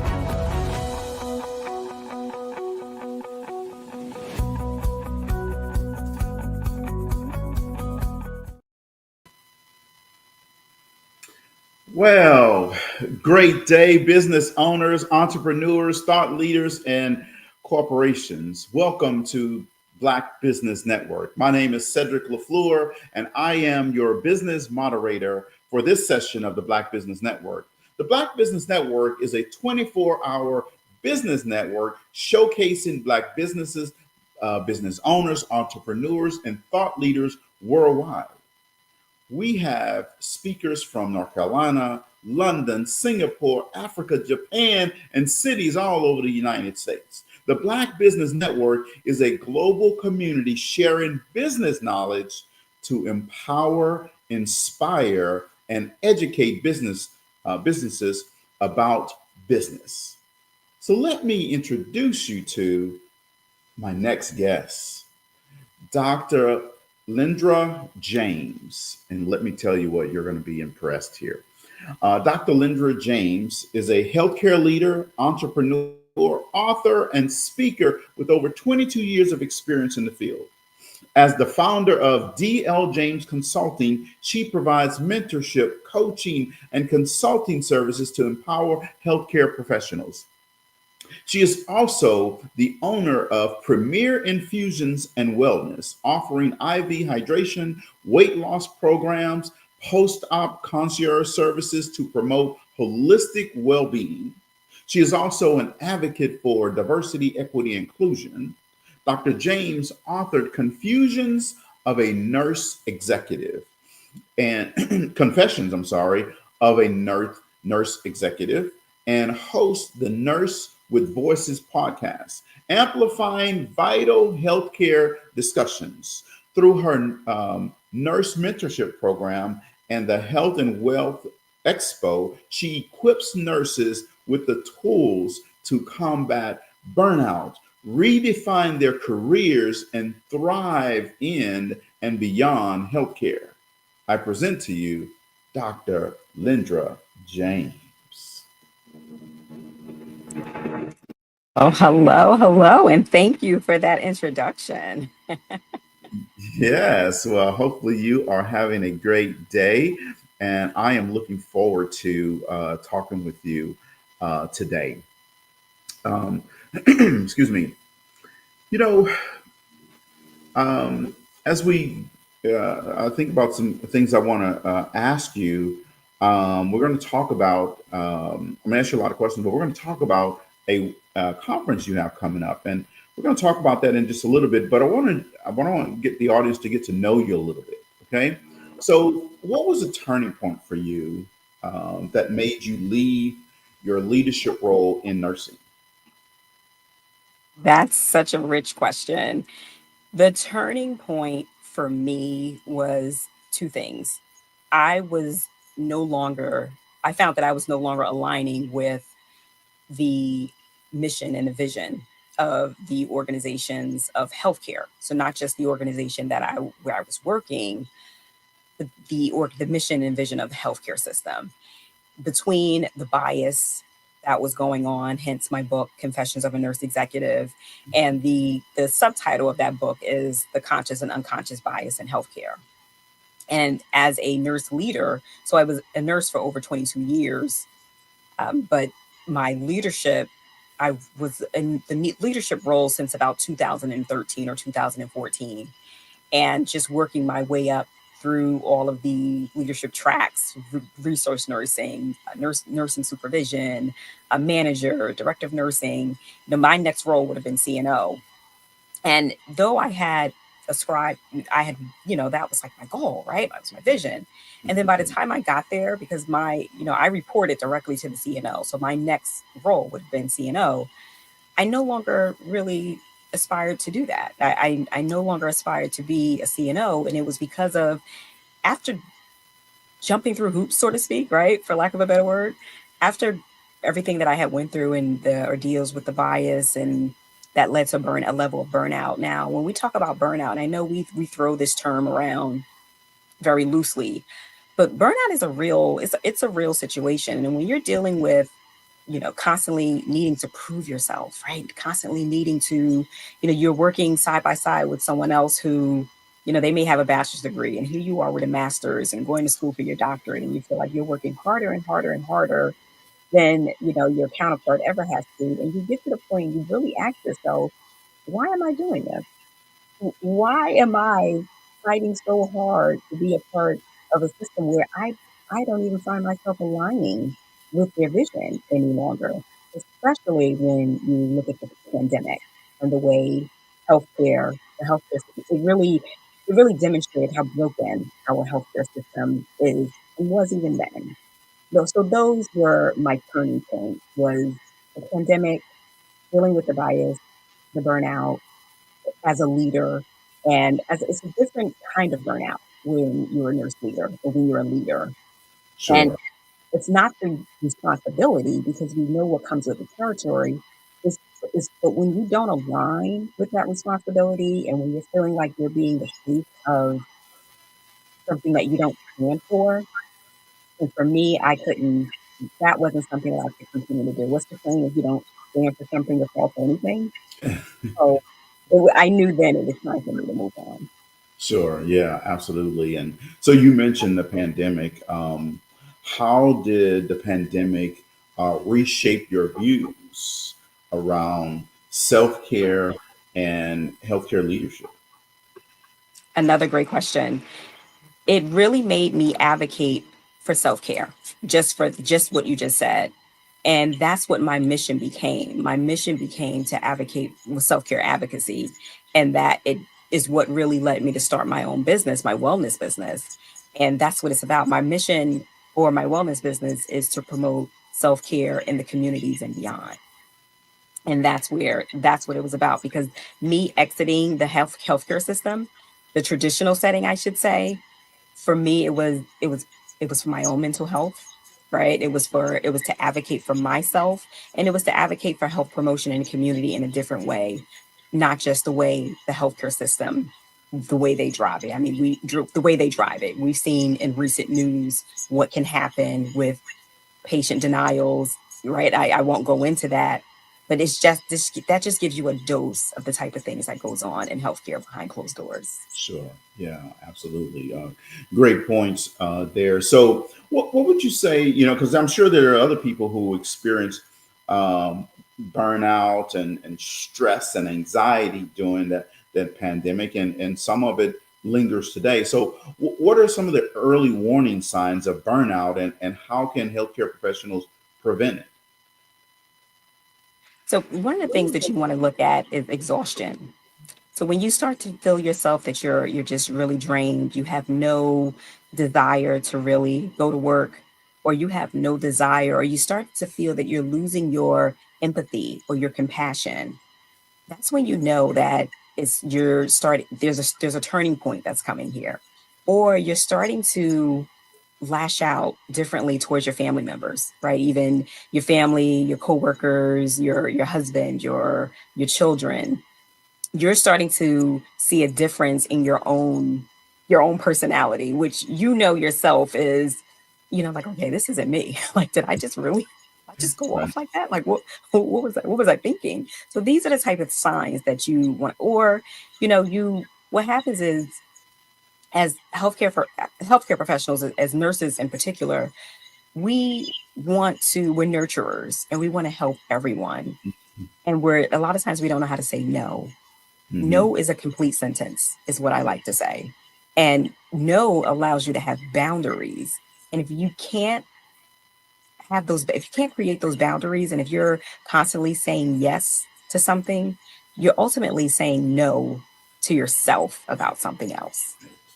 And eventually you become resentful for it. So when you start to see these type of things, these type of signs, you're headed for burnout. And this is where you know you need to course correct and really identify where it's coming from. Yeah, absolutely. Thank you for that. Hopefully, that will help someone who's listening today. So, how did you transition from burnout to building not one, but two successful businesses? So, it wasn't easy. It wasn't easy when I first left, because I resigned from my position not knowing what I was going to do next. And I actually, to be honest with you, I'm sharing this with you. I actually had no intention on staying within the nursing realm. Like, I was done with nursing. So after really taking some time off to reflect, and I'm a woman of faith, and I really had to really look at my inner being holistically, right? Really decide, what does Dr. Lindra want to do? Because I was still Dr. Lindra, right? So I had all of these years of experience, And you have like, those two people on your shoulders, right? One on each shoulder telling you, well, you know what, you're done with nursing. And then you have that other side, that angel on your shoulder saying there are people who still need you. They still need you. There's still work to be done. And I decided to open a business. And I decided that I wanted to open a wellness business so that I can, and honestly, so as I was transitioning, I started getting calls from family members' friends, and they would ask me, healthcare advice, and I would give them advice. And it kind of became a little business on the side for me. Sure. And from that, I took that and I said, you know what? I am going to start a business. And I started a legal nurse consulting business. And my legal nurse consulting business, though it was profitable, the wellness business, it was really what made me, it started to give my passion. It started to get my passion back. That's when I said, this is it, is because it aligned with the self-care and the health care promotion that I wanted, not only for myself, but also for the community. So being able to provide that IV vitamin therapy, and these were things that I know, right? Like I've been doing this for over 20, at the time, almost 20 years or less. But this is what I had been doing, and this is what I knew, and this is where I belong. I just had to realize that my expertise were needed elsewhere and not just necessarily inside of the traditional setting. Yeah. From that, I'm sorry. No, go ahead. And from that, my second business, so from that, when I started to know that, the other nurses started noticing that I was opening a wellness business. I'm like, oh, how did you open your hydration business? And, can you help me? So it turned into a coaching. So it turned into coaching for other nurses. And so I started coaching and mentoring other nurses and showing them how to, not necessarily, they didn't all want to start IV hydration businesses in particular. Mm-hmm. I started to show them and help them identify that your expertise can be used outside of the traditional setting. Your expertise doesn't necessarily have to just be used in the hospital. So they started opening legal nurse consulting businesses. They started opening different concierge services. And I just really started helping them to open their own businesses so that healthcare consulting business, helping them be consultants, nurse consultants. And I started helping them do just that. I also started helping other nurses achieve their goals, going from being a novice nurse to being a nurse leader. These are the type of things that nurses they needed, and they needed those skills. And I was able to mentor them and help them along the way.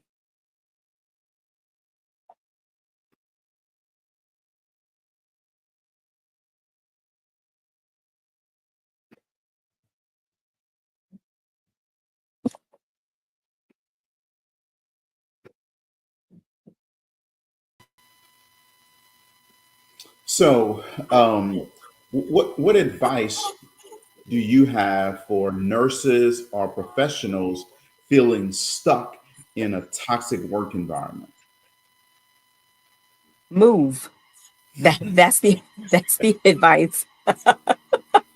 That's the advice that I have for them. And I say that, and I mean this wholeheartedly. I know it sounds so simple. It sounds simple, right? Like move. You don't have to say that. I think so. Nurses need to be able to recognize their value.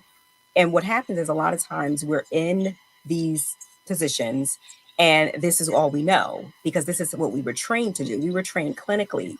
We weren't trained about business. We weren't trained about finance. Unless you grew up at the dinner table talking about finances, financial literacy, unless you grew up at a dinner table talking about these things, we're not taught these things. So what happens, we have a community of nurses that all they do is they know swiping in, swiping out. They know they have to work every other weekend, every other holiday.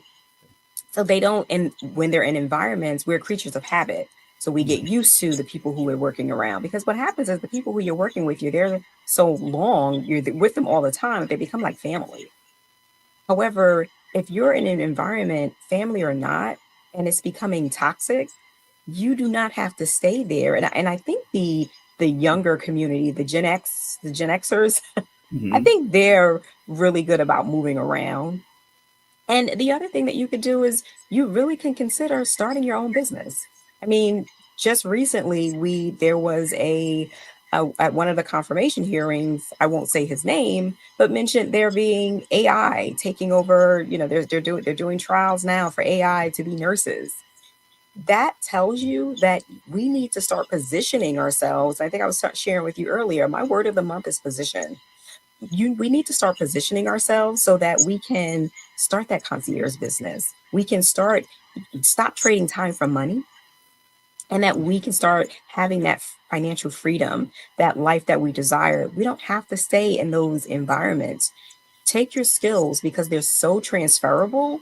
We can transfer our skills into a very profitable business. Because as I mentioned earlier, I would have never thought, and trust me, I didn't think like this either. It took me stepping out of that environment, of that traditional setting, and really starting to look into myself and really start to just look outside of nursing, is when I realized, like, I have skills that are so transferable. It took, family members and friends calling me, asking me for advice to remind me that I was very knowledgeable. I was very knowledgeable in the healthcare industry. And again, I could take these skills and transfer them. Yes, absolutely.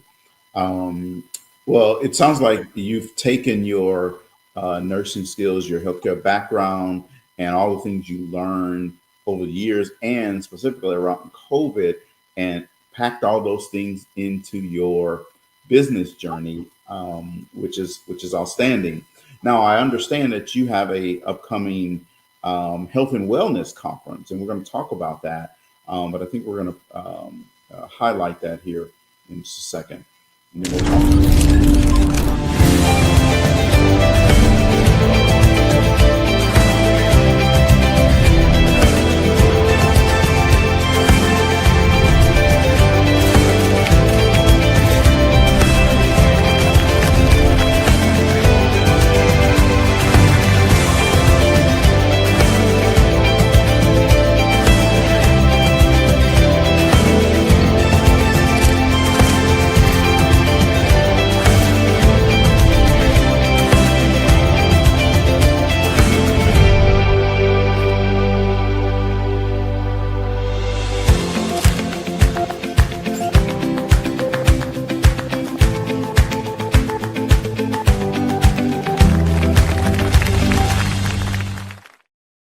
Well, look at you there. All right.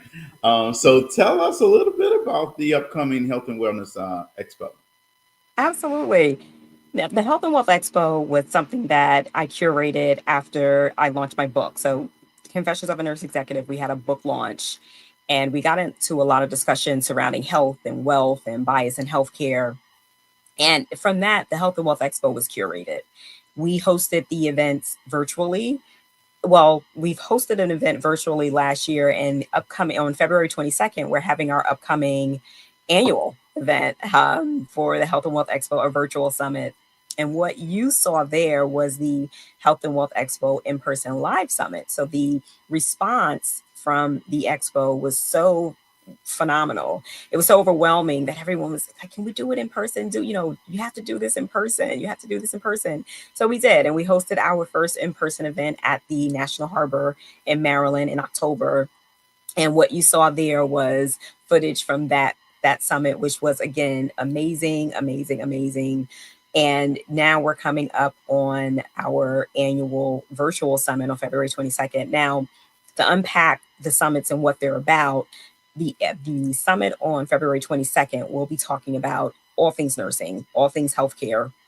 So it'll be everything from how to start a IV hydration business, how to start a legal nurse consulting business, how to start a mental health nursing practice, how to do business with the government. We're going to be talking about financial literacy, and then we have a bonus session that is going to discuss how to fund those businesses. So these are the type of topics, and the reason why I put this together is because when we talk about burnout, when we talk about bias, nurses and healthcare professionals need to know that they do not have to stay in those environments. And this is how you transfer your skills, right? Your skills are so transferable. And again, it's that entrepreneurial spirit that I think don't want to say spirit, maybe that's not the best word, but it's that entrepreneurship and that journey that we weren't taught as nurses. We were taught to go to school, get a certification. We were taught, to keep going up, up, up, up for the educational piece of it. But nowhere in the curriculum talks about entrepreneurship and how we can transfer our skills. And these businesses allow you to do just that, the ones that we'll be talking about at the upcoming expo on February 22nd. Well, and that expo, yes. And then in May, we're going to have our next in-person event, and that's going to be a 2-day event in New Jersey. And this event, it's just going to be phenomenal. Again, we're going to be talking about nurse business development, but we're also going to be, what I love about the Health and Wealth Expo, because health for me is me taking myself away from the traditional setting, right? So that was the health piece for me. That was my mental health. That was self-care for me. That was health promotion.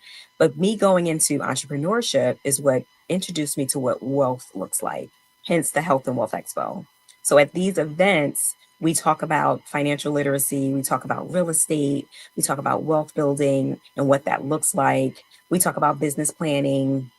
We talk about the businesses that I mentioned earlier that we're doing at the virtual summit that we're talking about there. We talk about more government contracting. I mean, everyone's invited, from the nail manicurist, the owner of the nail salon, to the CEO of organizations. And we're really looking to have a roundtable discussion at this particular expo to really bring in legislation and bring in the presidents of DMPs of color, the presidents of other nursing organizations, and legislation even, so we can talk about and really unpack things like DEI and what does that mean for business owners. And so, yeah, it's going to be a lot of healthy discussion for healthcare, for nurses, and then also that business development as well. So I'm really, really, really excited about it. Well, I believe that connections are really what moves the world, and connections increase your influence in every situation. So it's great that we're connected in this in this session. We're going to have to connect offline, because we're doing the exact same thing for the hospital laboratory. In fact, I have a book coming out here. But we're going to talk. I'm going to connect with you because what you're doing for nurses. We're doing this in the lab as well. So awesome. So let me ask you this, in our few minutes that we have left, why is mentorship essential for healthcare professionals? And more specifically, how does your nurse mentorship program help? Great question. So for me, interestingly enough, I never had mentorship. I never had mentorship as a nurse, which is why I am passionate about giving back to nurses and coaching nurses on what it looks like to be in a leadership role, what it looks like going from being a novice nurse to a nurse leader, or beyond that, what it looks like going from being a nurse leader to being an entrepreneur. So that's what we talk about in my programs, in my nursing mentorship programs. It wasn't until I started my business is when I got a business coach. Because again, you remember, nursing and healthcare, we're not taught these things. So I needed help to start my business. I knew that I had these skills that I can put to use, but there's a lot of back ends that we're not taught, the marketing piece, or just the building of what it looks like to build a business. So I got a business coach, and it was probably it was one of the best decisions that I could have made. And since then, I've been able to look at other passive income streams. And these are the type of things that I teach in my mentorship program, so that nurses and healthcare professionals can learn other means of income outside of the hospital setting, striking in, striking out, so that they can be able to build a legacy and leave something for their family, not just for their children, but also for their children's children. So my tagline is, I empower nurses to break through from burnout and build and achieve financial independence. And I do that through courses, mentorship, and events. Well, look at you. That is outstanding. So I'm going to try to do some rapid fire here so that I can get through some questions, because I want the audience to really know the power that you bring, because you're laying out some great stuff here. So share with us a success story from someone who transformed their career through your mentorship. I'll give you I actually share one of my nurses one of my mentees. I've been his mentee for quite a few years, actually. And what happens with mentorship, you build relationships, right? It's not just about I know there's a lot of programs out there where sometimes people work for you for 3 months and 6 months. When we talk about true mentorship, you develop relationships with these people where, they still call you, right? Or you find yourself mentoring them even a year later after you worked with them. So it's like they're still your mentor. Like my coach, she's still my mentor, right? Because that's the relationship that we have. And I'll share Terrian's story. I have a few, but I'll share Terrian's story because Terrian is a perfect example of what I mean when I say relationships. And Terrian was a CNA. He started as a CNA, and he wanted to go back to school for nursing. And I can remember one of the directors that I was working with at the time was not interested in promoting him, had no intentions on hiring him as a nurse if he was to ever go back to school. And I say this because she told me this. and I really took to Tarion, and with just really guiding him, showing him what he needed to do to get into nursing school, and showing him once he got into nursing school, showing him, helping him to study, helping him to ask the right questions to his professors. And he ultimately became a nurse. And from being a nurse, he actually went on, I can remember he was a nurse for about a year. And I think it wasn't even a year. And he's like, how am I going to tell these nursing assistants how am I going to delegate to them and be a charge nurse when I just became a nurse? Again, talking through those type of things, understanding, helping Terrion and other mentees understand what leadership is as a nurse, as a nursing assistant. It doesn't matter your title. You have to be able to position yourself as a leader and know internally what you are and who you are, and have that confidence and be empowered. So really empowering him to the point where Terrion is now going in for his doctorate of nursing practice to be a CRNA. And I'm very proud to share that story because he's gone from being a CNA to now going into being a doctor of nursing practice. And it's not only proud for me, but also I'm very proud of him. And of course, I've had nurses who have come to me being stressed out and burnt out, working in toxic working environments. And they've applied to like 30 other positions and no one's hiring them. Well, what's the next step? Well, why not transfer your skills into a business? So again, helping that nurse or those nurses going to their own consulting businesses. But yeah, that's what, and I'm proud to be able to do that because I'm happy to be able to take you from being in that toxic world to be a thriving nurse, with either a nurse as a CRNA, either a nurse entrepreneur. I'm proud to be able to say that I helped you and coached you through that. Well, that is awesome. That's outstanding. Keep up the good work there. So what's next for DL James Consulting and Premier Infusion Wellness? I'm going to ask you that. Second part of that is, in a few minutes here, is how can we stay in contact with you? Absolutely. So what's next is the upcoming events, February 22nd. You can be reached at, you can register at Health and Wealth Expos with an S.com. We're actually having a flash sale this weekend with early bird tickets. And we also have registration open for the May 15th and 16th event that's going to be in New Jersey. And you can register at Health and Wealth Summit 2024.com. We have programs. We are partnering with different organizations because the goal is to really develop a program so that we can help nurses really be able to, because burnout is really huge in the healthcare system, healthcare right now. And we want to help nurses transition from that. And if that's what you're dealing with, or even if you feel like you're over the hump with the burnout and you just need help with the transition, that's what we're here for. And that's what's next with DL James Consulting. Well, that is awesome, outstanding, and phenomenal. Anything else you want to say before we wrap up? I think we have about 30 seconds. I do want to mention that a large part of when we talk about burnout, with the other thing that we are doing as DL James Consulting is we're partnering with organizations to really bridge that gap between employers and employees so that they can recognize the burnout and see what we can do, not see what we can do, help them to retain their employees, because we need our nurses in the hospital as well. So we speak, and I can be reached on my speaker page at drlendraspeaks.com, where I do provide workshops on just that as well. Phenomenal, phenomenal, phenomenal. Well, it has been great having you on the show today. I hope that you continue the great work in healthcare that you're doing. Thank you so much. And the listeners can also tune into the podcast, Nurses with Voices podcast, where we talk all things nursing, all things healthcare, all things burnout, and how to overcome those things and such. That's awesome. Awesome. Awesome. Again, as I said, thank you very much for being with us today on the Black Business Network. So let me transition here.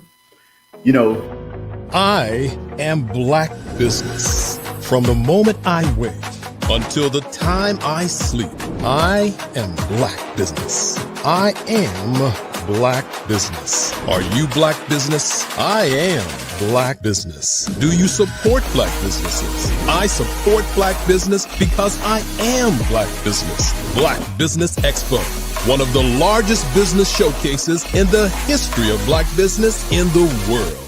Sign up today at www.blackbusinessexpousa.com or call 919-308-9090.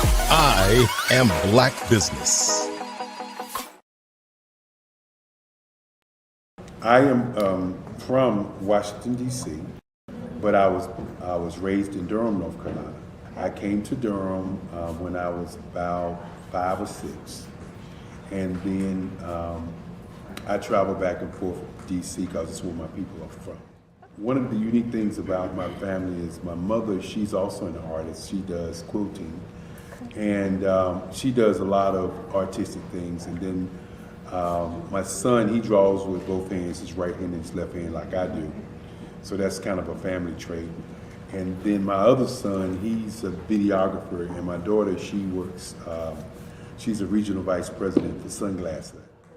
When you start out drawing and sketching, you want to continue to explore, you know, each avenue. I do pastels, I do pen and ink, I do painting, I do acrylics. I haven't done oils yet, but I try to do all facets of art. What I say to a lot of times to people is, you know, you can't put yourself in a box when you're an artist. You have to explore. And over the course of my life, I've tried to explore different mediums. I also do sculpture as well. I choose my subjects by the intensity that they have in their faces or the intensity that somebody is moving, because I do more than portrait drawings. I also do I do abstract, and then I do figurative drawing also. Well, what happened in this particular show is that I started out trying to come up with something that would be a little bit different than what everybody else is doing. So I was working on a Barack Obama show, and they wanted me to do some paintings of Barack. And so what I did was, because of the deadlines, I kind of did it kind of fast. And then I realized when I was doing it fast, I enjoyed it. And so then I started doing other pieces the same way, and I started to enjoy those pieces also. And so I came up with this particular style, and it's a style of lines and colors. And what's interesting is that when I was in college, I did a show called Lines, Colors, and I talked about the boldness of the blacks, the hotness of the whites, and this is how this has come about, you know, later on in my life. And the colors comes from a lot of the entertainers that I work with, where they wear different colors. They don't wear, you know, your plain reds or your whites. They wear different colors, and so that's also another piece of what's giving me the colors. The subtitle of this show is Faces That Speak Life. That's real critical. Faces that speak life. Each one of these pieces is a life source and a life energy that's being put on display for people that are looking at it. You know, I always say in terms of my art, it's not important that I draw them. It's important what you get out of what I draw. You know, I don't try to just draw it because you like it. People wanted me to do prints. I didn't do prints. You know, people asked me to do different people, but the people that I choose are people that make a difference in the lives of people in the world. So the human landscape idea was, again, as I say, the lines represent your emotions, it represents your ideas, and it represents your journey as a human being. And that's why you get the different pieces and the different looks. And as you notice, I try not to do one look that looks alike another look. And that's what's the most important part of this show.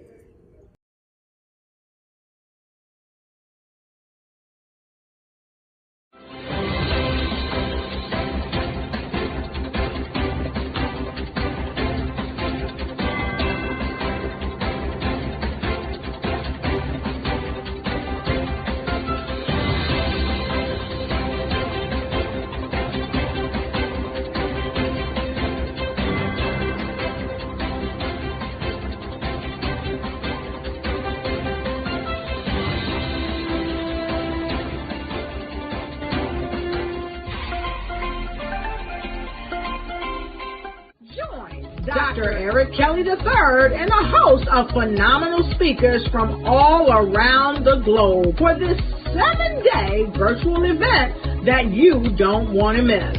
The mission of the Black Business Expo is to raise scholarship money from kids all the way from high school all the way from college. The Black Business Olympics is one of the largest Black business showcases in the world. It is an opportunity for businesses and companies to showcase their businesses globally. We are going to be giving away laptops up to $5,000 away to students. Again, I'm Olivia Appleberry, the founder of 2 Cents Finance and one of the speakers for the expo. I am so excited to see you there. For more info, go to www.blackbusinessexpousa.com or call 919-308-9090 and hope to see you there. I am Black Business. From the moment I wake until the time I sleep. Yes, I am Black Business. I am Black Business. Tell me, are you Black Business? I am Black Business. Do you support Black businesses? Listen, I support Black business because I am Black Business. Black Business Expo, one of the largest business showcases in the history of Black business in the world. The world! Sign up today at www.blackbusinessexpousa.com or call 919-308-9090. I am Black Business. I am Black Business. From the moment I wake until the time I sleep, I am Black Business. I am Black Business. Are you Black Business? I am Black Business. Do you support Black businesses? I support Black business because I am Black Business. Black Business Expo, one of the largest business showcases in the history of Black America in North Carolina. Join Dr. Eric Kelly III and a host of phenomenal speakers from all around the globe for this 7-day virtual event that you don't want to miss.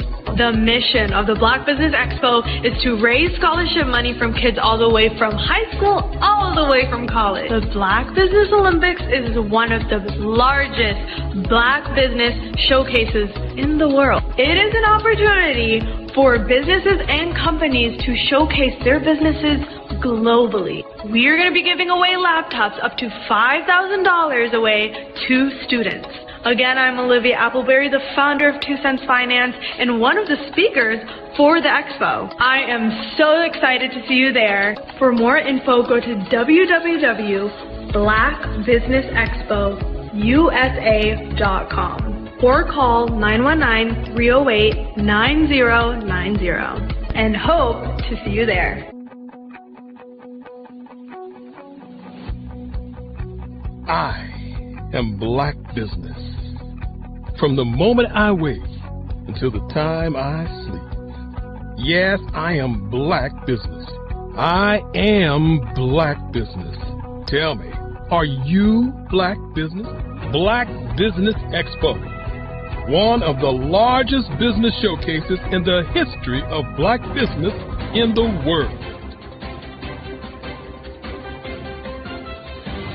Welcome to Intentionality with Dominique, the show that helps business owners become valued and in-demand suppliers in the marketplace to scale their businesses. Let's start today's show with host and intentional connector, Dominique Simpson-Milton. My favorite question to ask, but what would you say is the difference between working in your business versus working on your business? Oh my goodness, it's a mindset for sure. And prior to working with the council and working with you, I don't even know that I placed as much emphasis and importance on it. But now I understand the importance of working on the business, which is that business development, strategic planning, taking that 30,000 foot view, every 6 months and definitely at least once a year to find out what's working well, what's not, pivoting if there's a need to pivot, adding new verticals. Like that's working on the business. Working in the business is the day-to-day operations. Putting out fires in the day-to-day, responding to emails, that type of thing. And working on the business is setting a strategy based on what's going on in your various industries. What are the trends, and making sure that you are doing the steps to stay in front of those trends. As you grow and as you evolve, I'd say there are a couple of things to that. One is if you are in the weeds every single day, and quite frankly, when you start a business, there's not a lot of it's hard not to be, right? Because you're probably small when you start. There are probably not enough resources for the things that you have to do. That's normal. But as you grow and as you evolve, you start to understand that if your view is here, then you cannot gain the perspective to see all of the interrelationships and all of the opportunities and all of the strategic maneuvers that you should be doing in order to grow your business in step functions as opposed to incremental. Well, working in the business is doing everything. You wear all the many hats. Working on the business is finding out what hat you like and then being able to put in processes, systems, people that will help complement your skills. Chasing the dollars, trying to make sure payroll is done. You have enough work to cover payroll and $2 or $3 in your pocket. The next thing you know, year after year, you're in a rat race. You never been trained to develop your business or to take it to another level. As long as I can focus on where we are going, because no one else is doing that in the company, except for me. So if I can see, here's where we're going, and I need all 10 of y'all to come with me, then if we all do that together, then the business grows because everyone is focused on the thing they're supposed to be focused on. Love that. Yeah. I think for a lot of business owners, particularly when you're just getting started, you're wearing multiple hats. I tell people all the time, I was always letter E, all of the above, when we used to fill in those multiple choice tests. And even now I still do a lot, but what is really great is that right now I'm in Richmond. My team back in Raleigh is handling everything. I don't have to pick up the phone. I don't have to check that email because I know that they can take on whatever is being thrown at them. Take time to slow down in order to speed up. Invest in CVM SDC developmental programs each year to grow your business. Working in equals maintaining. Working on equals growth. Visit cvmsdc.org for more information on our development programs. Email us at info@cvmsdc.org.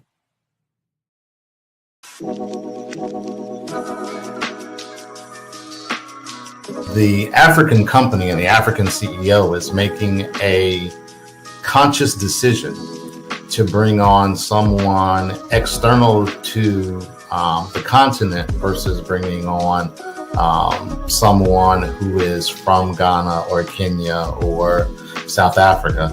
And so the skill sets of the people that we take through our executive leadership training program and ultimately on the placement, obviously have to be extremely high caliber.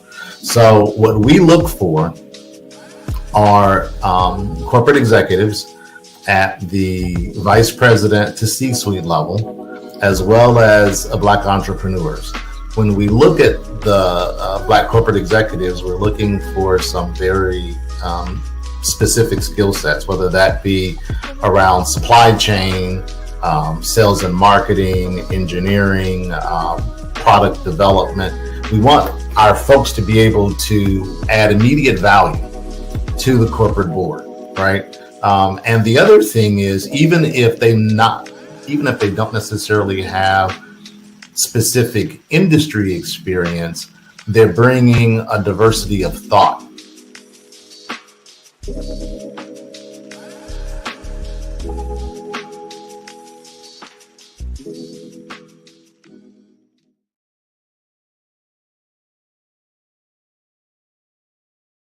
You are a Black-owned business and you're looking for new ways to expand your reach. Or you're a creative and you have an amazing story that needs to be told, seen, and heard. Well, at Fayview Night TV, we're streaming the diverse and authentic narratives of Black American culture. At Fayview Night TV, you have access to product placement, feedback loops, promotional spotlights, and other ways to showcase your brand. And we have fans all around the world that can't wait to see what you're up to. So come to Fayview Night TV because we are showcasing the culture 24/7 with Black stories and Black storytellers. Subscribe to FayviewNightTV.com today. And for more information, email us at info@FayviewNightTV.com or call our hotline at 816-819-9939. Fayview Night TV, one of the largest platforms showcasing Black American content in the world.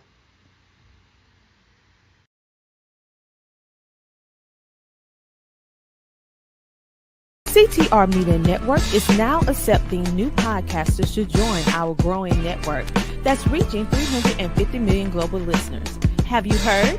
CTR Media Network offers podcast production, podcast training, distribution, and product placement.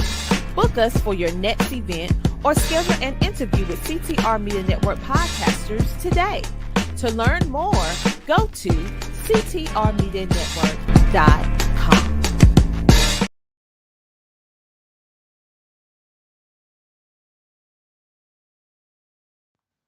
Genius is common, and my genius is nutritional strategy.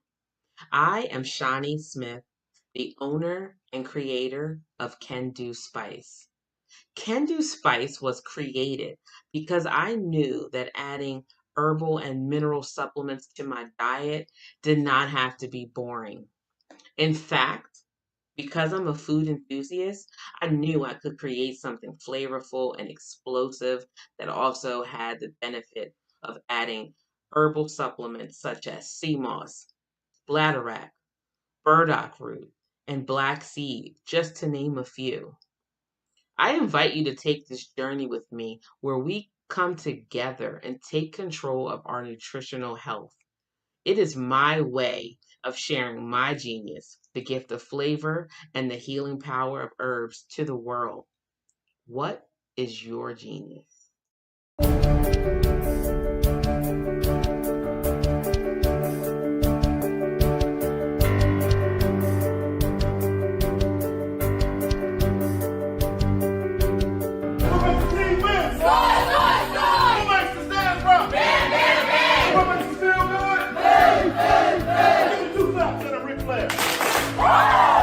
When you hear the word extraordinary, what words come to mind?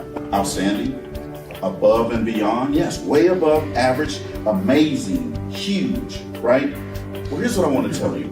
The only difference between ordinary and extraordinary is extra. The only difference between hot water and boiling water is 1 degree. You see, at 211 degrees, water's hot, right? 212 degrees, it boils. With boiling water STEAM. With STEAM, you can power a train. 1 degree. The only difference between winning and losing is belief. The only difference between a person living their full potential and not reaching your full potential is desire. Continue adding that little extra in your community.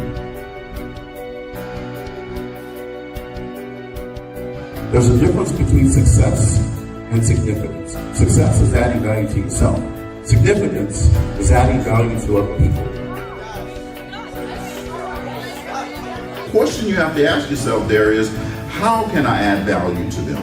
So you have to be intentional about how you're going to add value to that person. Everybody wants to know that you have something good planned for them. 1, 2, 3, down.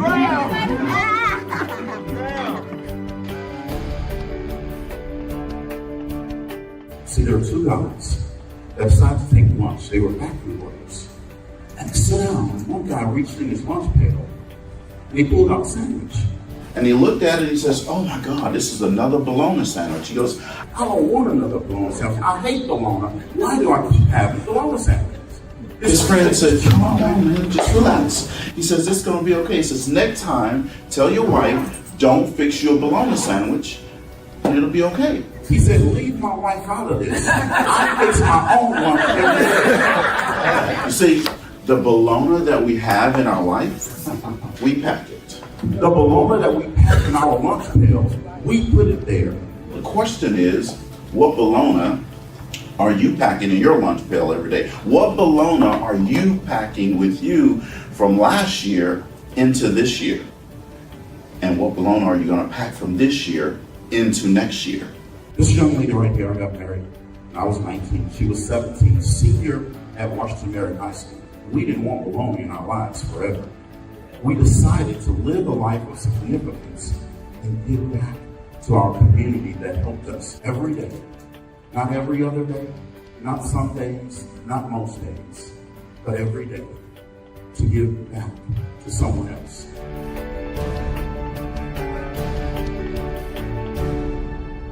The harder you fall, the higher you bounce back.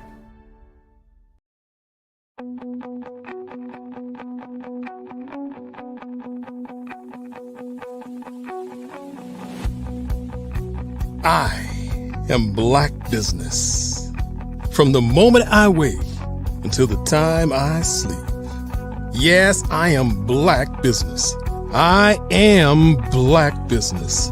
Tell me, are you Black Business? I am Black Business. Do you support Black businesses? Listen, I support Black business because I am Black Business.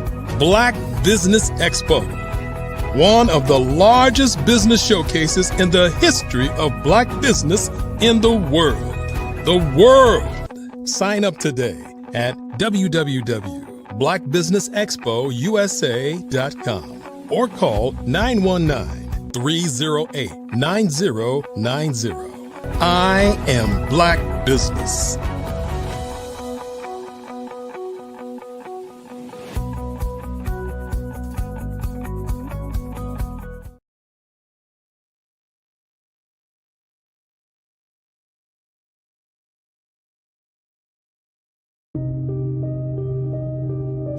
The Black Business Expo is changing my life. This year, they are giving away laptops and even $5,000 in cash to students just like me.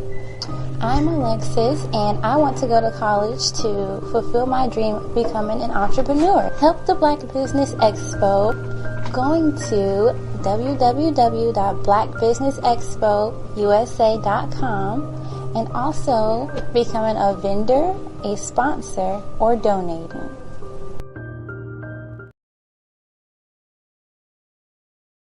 Black Business Network. My name is Dr. Lindra James. I am your business moderator for this session of the Black Business Olympics. The Black Business Network is a 24-hour business network showcasing Black businesses, business owners, entrepreneurs, and thought leaders worldwide. We have speakers from North Carolina, London, Singapore, Africa, Japan, and cities all over the US. The Black Business Network is a global community sharing business knowledge to empower, inspire, and educate businesses about business. Our next speaker, Dr. Eliza Carter. Dr. Eliza Carter, breathologist, best-selling author, dynamic speaker, and intelligent reflectionist. With 30 years of study and research, Dr. Eliza, CEO of the Breathing Experience Lifestyle, has revolutionized women living in crisis mode. Dr. Eliza Carter is a pioneer in self-therapeutic techniques that anyone can use anytime, widely recognized for her influential approach to conscious breathing. Her motto, how conscious breathing transforms everything. This encapsulates the essence of her work. Dr. Carter specializes in women's retreats, helping leaders harness breath therapy to unlock vitality, reduce stress, and foster growth. Her signature program, Enrich Her Moves, is an invitation for women to enrich themselves each day with practical and life-changing exercises. Through a blend of ancient wisdom and modern science, she empowers her clients to breathe deeper, lead with clarity, and thrive unapologetically. Dr. Eliza has worked with the City of Philadelphia courts, St. Leo Catholic University, Agape International Baptist Church, Renaissance Church, Perry Cruise on Royal Caribbean Cruises, Black Business Olympics Expo, Genius is Common Movement, Newcastle County Government, Peace Academy, and many more. Welcome to the stage, Dr. Eliza. Greetings of love and peace, Dr. Leandra. Thank you very much. How are you today? I am good. How are you? Great, great, great. Thank you for that great introduction. You know, sometimes when we listen to the things we've accomplished, we forget all of the hard work we put in to get where we are, but we're so grateful to be here. So thank you. Well, I love that you're here. Thank you. And, you know, I guess I am going to just ask you a few questions, but I know and you can take it away. But I just want to know before I drop off, tell the listeners about your leadership journey and how you got to where you are today. A lot of perseverance, sleepless nights, crying and falling apart to come back together, you know, to keep my mind set on my goals and aspirations in the midst of the daily struggles that we have with working through our family situations, and literally just being in a space to say, you know what, getting to the understanding that God has purpose. He has put us here for specific reasons. And the journey is about enjoying the journey. Because if we get off of this path that we're not enjoying it, not that we're going to enjoy every portion of it, but when we have the mindset, I've come to enjoy and have a fulfilled life, nothing will stop you until you continue to experience more of that. And then you can share it with others. That has been my journey, is to share with women specifically how and when and what to do when you're in a stressful mode, but then creating it as a lifestyle practice so that you can live even easier in the moment. Because that's the only time we have control, is the moment, right? So when we continue to compile the moments, what happens later on? We begin to heal naturally, because the body was designed to heal naturally. And we begin to support ourselves, to be able to support others, because we make ourselves a priority. You know, when you make yourself a priority, your overall well-being benefits. And that means it extends out to everybody that's connected to you. And that has been my mission, my lifelong mission, is to empower women to empower themselves, and be able to empower others and heal naturally. Yes. So I am glad to be here with my fireside chat, Dr. Mojo, as better known as AKA Dr. Mojo, but Dr. Monique Holland. I just want to tell a little bit about you, because I'm excited that you are here with me today.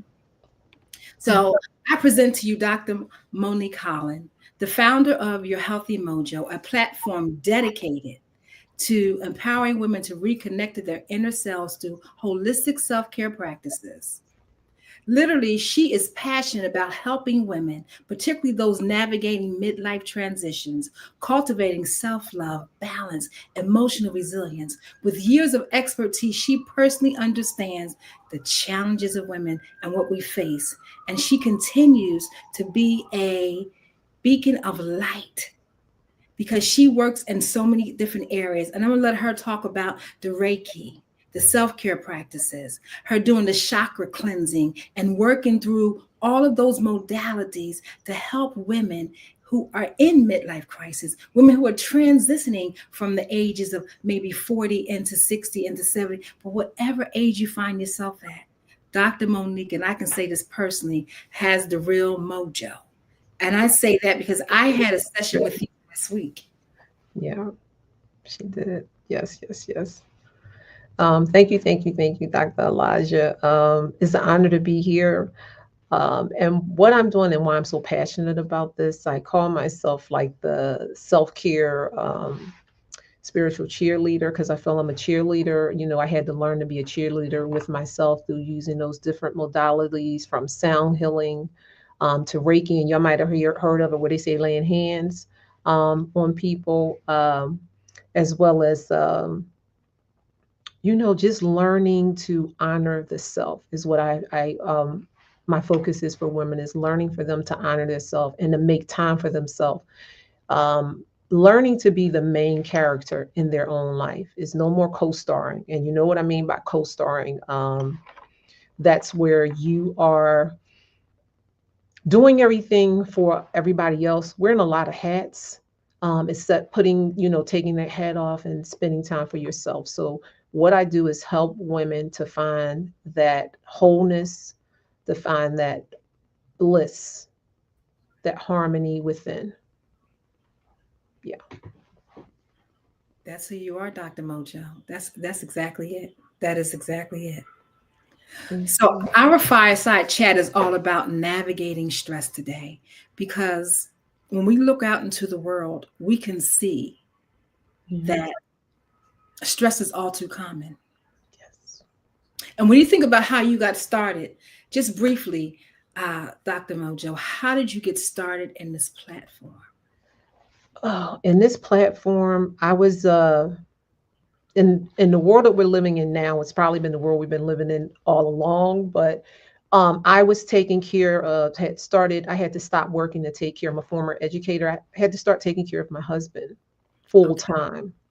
And in that process, I'm going to state I lost myself in that process where I wasn't taking care of myself, you know, with taking care of him. And you know, what's going on now in our society, you can see it where people are going back home or having to go back home, or they're having to take care of others in their immediate, you know, environment. So that's kind of how it got started. And the self-care aspect of that, I'm going to say it saved my life. I can state that. I feel as though it saved my life because it gave me the strength of, you know, to be able to sit down with self, face self, and look at what was going on. Because if you don't take care of you, you can't take care of others, you know. So I had to start doing that. You know, that is just so important, because we're in a time where we have more baby boomers who are retiring. Yes. And taking care of a spouse. I can only imagine the challenges you had. And because I haven't personally experienced that, but I do know from the aspect of self-care and taking care of self while you're taking care of somebody else, you can lose yourself. We do lose ourselves. I had an opportunity to take care of my mother and my auntie at the same time. And even though I had support of one of my siblings, my challenge was that they both wanted me. So, and they're both in two different houses. And at the time I was running a business and living in a different state. And then I realized one day, I believe I'm actually hitting burnout. And I began to do the research, and I hit burnout. But I kept going, because you really cannot stop. You know, you're feeling the stress, you're feeling the pressure, you're trying to give out everything you can to support them in their process, but you're not properly taking time for yourself. Yes. You know, and our conversation is going a little different than we anticipated, but I believe this is our flow right now. You know, it's because people are not naturally navigating stress in a way that they're looking at the benefits of what it means to do real self-care. And self-care is not sticking your feet in a bucket of water and getting your nails all beautified. It's just a moment of caring for a part of your body. It's not going to the hairdresser and just saying, oh my gosh, that massage feels so good. Because when you're done with those moments, you still have to come and face yourself. So let's start with this. What really is stress? Stress is going to be a time where you feel overwhelmed. And that could look like when, you know, you feeling overwhelmed, you feeling, like you said, burnt out. And the thing about it is, stress could be like, it's like the silent, you know, helping you to, I'm going to say helping you to, where you can get in a state of where you might be feeling depressed. Stress is just like Absolutely. silent. It's silent. And when you think about stress, you're thinking about stress is feeling worry or pressure from the surroundings of life, you know, the things that you're going through in life. So it's feeling overwhelmed, it's feeling pressure. And you know, and you're just feeling that. It just feels like, you know, that those things is where it's overwhelmed and difficult for you to be able to manage. It just feels like so much is coming at you that, you know, like the deer in headlights, you really can't focus. And then from there, we have people that, you know, sometimes they have, you know, nervous breakdowns. You know, it leads to that if we don't. And we've talked about this where we were talking about manage versus lifestyle. We know what management gets us with stress. It keeps us in that perpetual cycle of, I'm going to do this right now and then I'm going to stop because something else comes up. But what we're talking about when you talk about lifestyle in regards to stress, we're talking about this is something just like, you know, your name. You want to make sure that these practices, these strategies that you're putting in place for stress and dealing with stressful times, we're not going to be ignoring things and putting it on the back shelf. You know, like, oh, I'll get to that. I need to take, as you, the breath therapist, I need to take some deep breaths. Like, it's certain things that you can do that'll be innate, that it'll be second nature to you versus what we've been taught to manage things. Management, we know, is not going to, you're managing something. So that means you have to tend to it all the time, but you haven't made it a part of you. It hasn't become a lifestyle. That is well stated. Because we know that stress is mental first, right? And so when it's taking over the thought process on a daily basis and you're like, oh my gosh, I shouldn't be feeling this way. No, the truth is you are feeling this way. And what are you going to do about you're constantly feeling like you don't have enough energy, you can't think straight, you're agitated easily. The stress is showing up to the place where you're getting up in dread, you know what I mean? And the body's constantly in the fight and flight mode. And so you may be accomplishing all of these things, but there's no enjoyment for real in it. There's no health benefits in it, you know? And over time, what does it do? It shows up in chronic dis-ease. And that's what we see our people at today. We know that heart disease is one of the highest stress-related diseases that exist among our people. I've been hearing about heart attacks. I don't care if the person was 20 to 70. You know, we're expecting that if you're older, you have a higher chance of having a heart attack. But now, because of the food, you know, because of the pressure, because sometimes the lack of community, you know what I mean? And not having practices that you actually enjoy.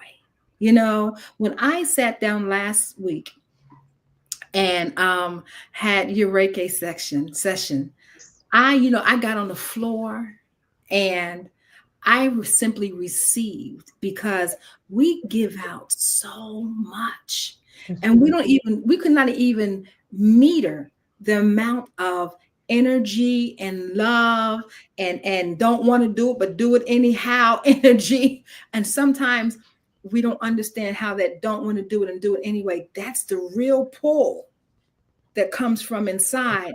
That's the depleter of energy, But when I laid on the floor that day, because I know how to go into breath work, and in my book, breath work is the number one modality, because you can do it anytime, anywhere. And when you learn the rhythms and the flows that go best with you, because I help you tailor them for you, then it's just a lifestyle.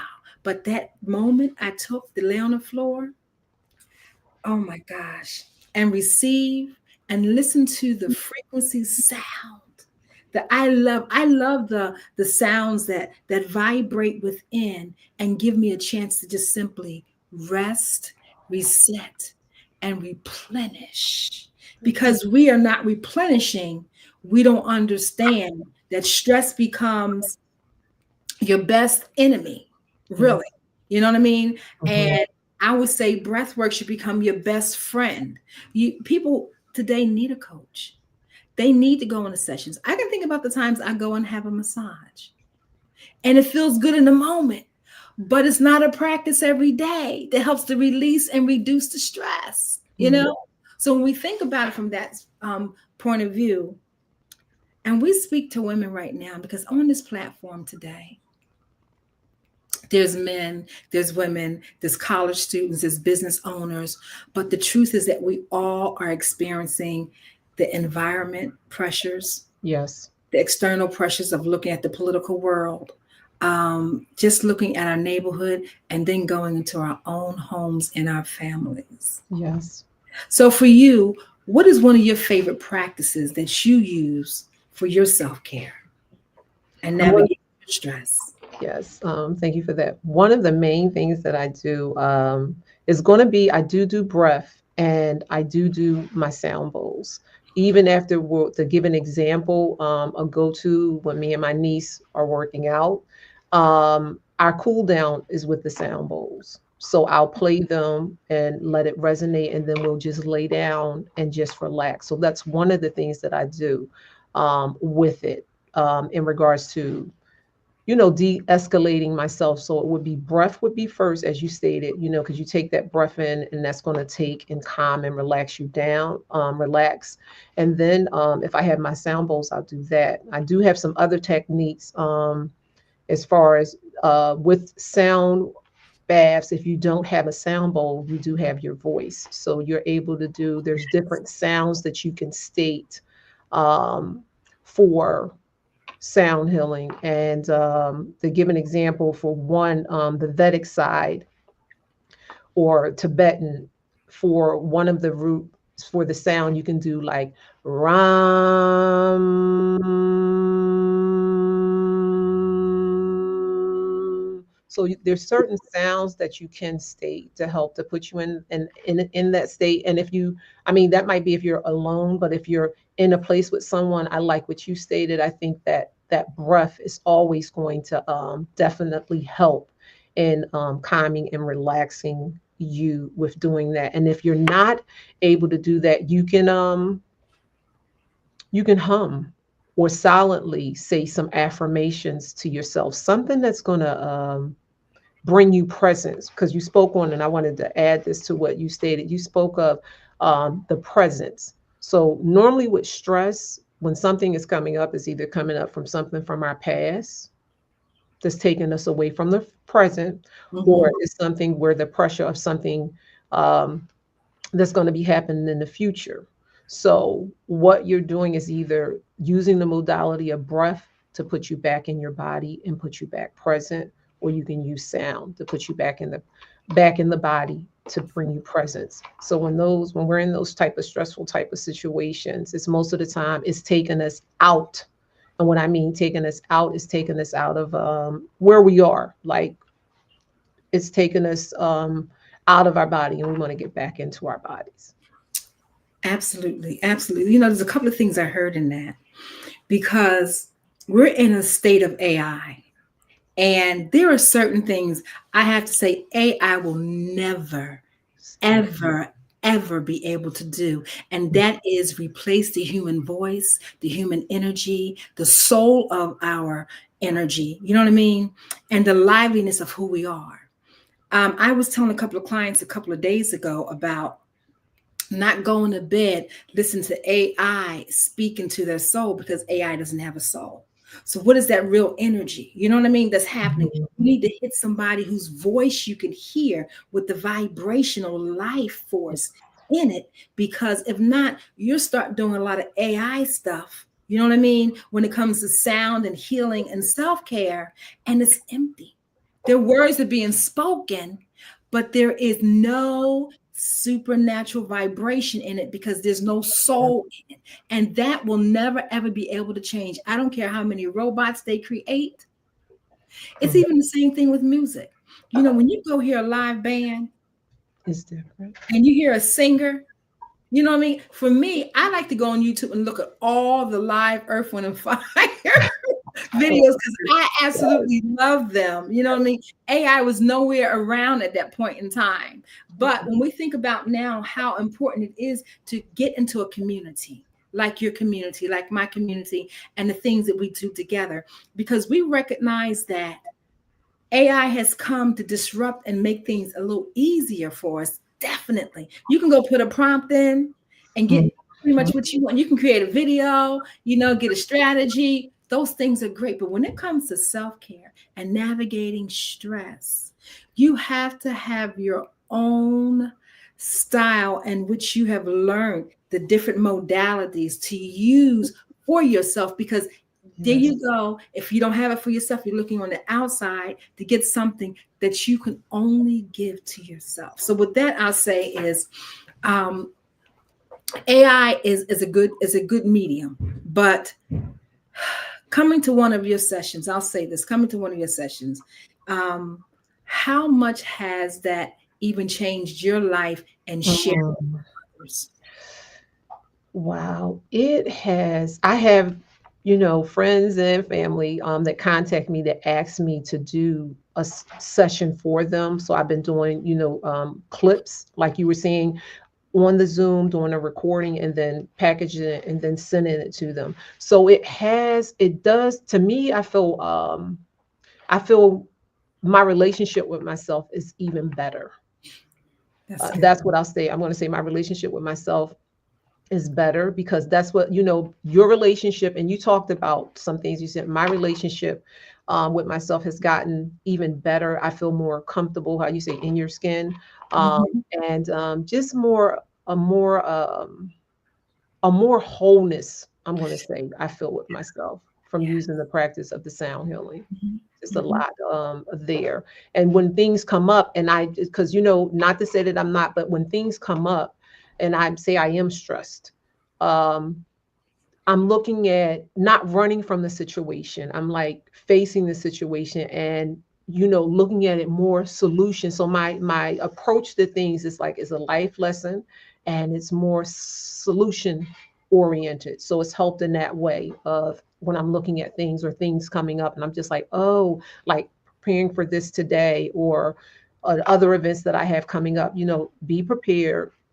But going into it, I have like you said, you have a better presence. I have a better, you know, I guess better comfortability within self, confidence within self. So it's helped in that way when you are and looking at it that way, when you're thinking about stress. And not to say that things are not going to happen, but it's just like you said, our mindset. My mindset in regards to when things come up I handle them so much differently than I did in the past.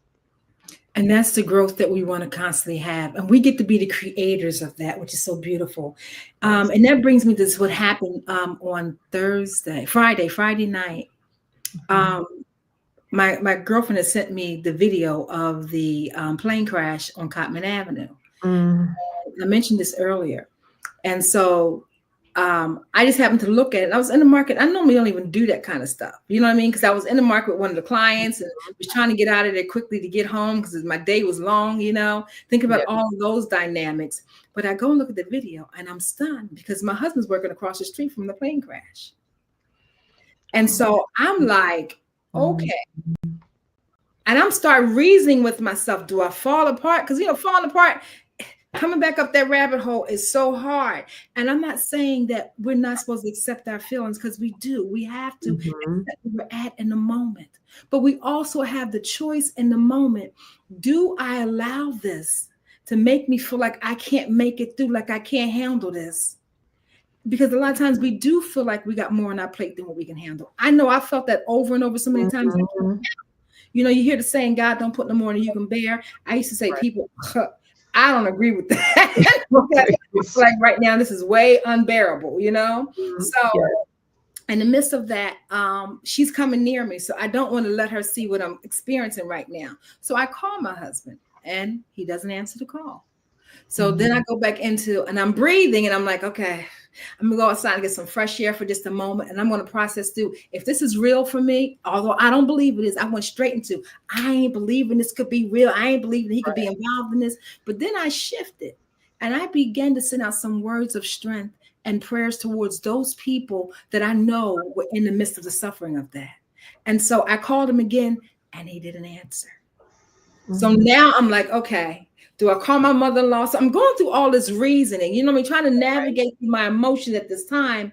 And I said, you know what? I'm going to stop right now because I can't stand when I fall completely apart and I got to put myself back together like Humpty Dumpty. That thing is so hard, but it's only be able to do this now in my life and this stage of my life because I've been practicing.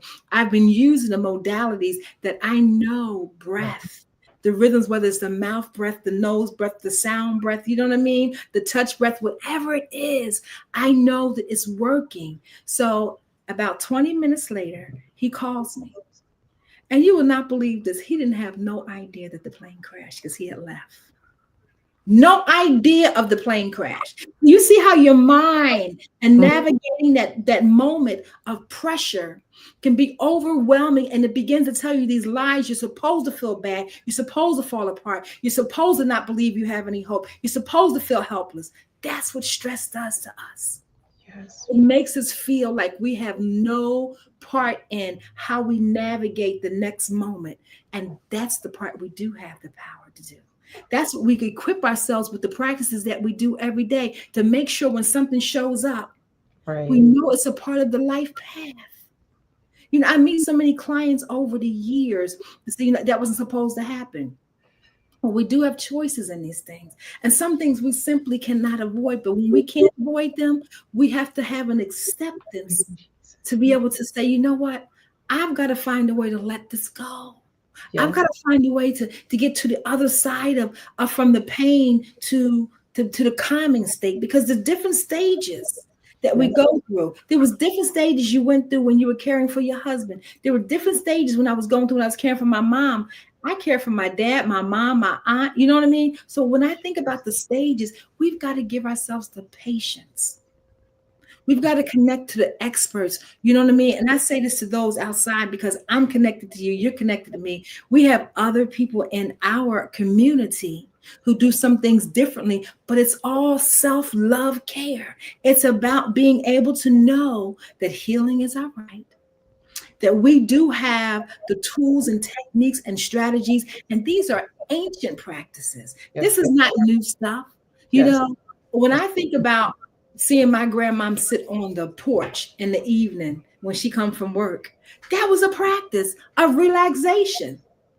Because of this thing here, this little computer here, right? Yes. Because of this, our minds do not have an opportunity to rest and reset, not unless we are purposeful, intentional about how we're caring for our thoughts, our emotions, even those triggers. One thing I love about breathology and even the Reiki experience I had with you a couple of times now, is that it gives you a chance, what I say as an intelligent reflection, it gives you a chance to just simply not think about all the outside things happening, but just be in the moment with yourself. Yes. That's the power of it all. Yes, yes, yes. Well, we're at Well, ladies, fantastic session. Y'all Thank had me over here humming and doing breathing practice myself. He said, thank you. Fantastic session. So before we leave, tell the audience how they can stay in contact with you. Dr. Mojo. Okay. I have a website called myhealthymojo.com, or I'm on X and Instagram at yourhealthymojo.com. So those are three ways they're able to get in contact with me. Awesome. You said myhealthymojo.com. Yes. And then on the other two platforms is at yourhealthymojo.com. Okay, and I'm thebreathingexperience.com. Thebreathingexperience.com. Thank you, thank you, thank you. Yes, and thank you. Awesome. Thank you guys very much. Genius is common, and I'll see you on the other side. Thank you.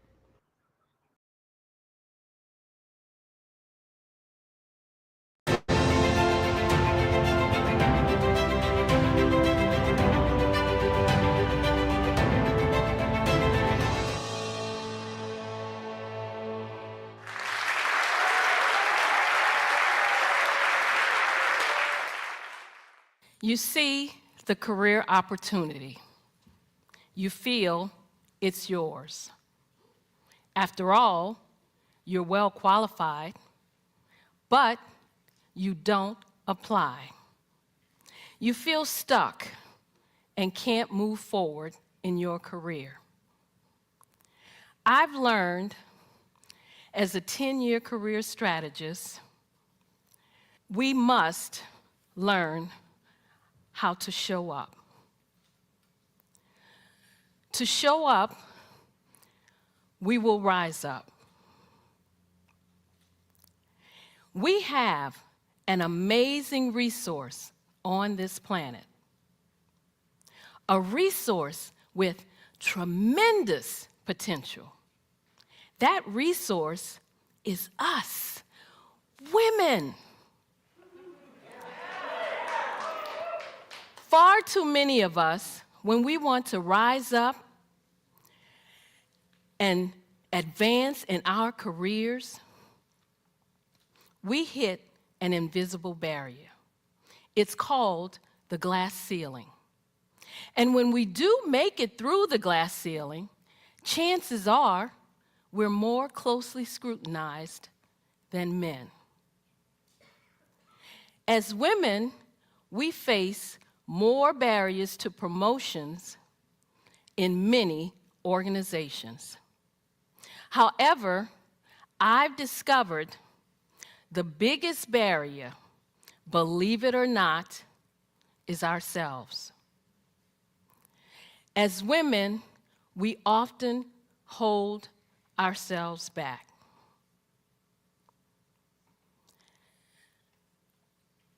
We are not rising up and tapping into our full potential for 3 reasons. The first is a lack of confidence in our abilities. As women, we hold ourselves back when we make career decisions based on what-ifs.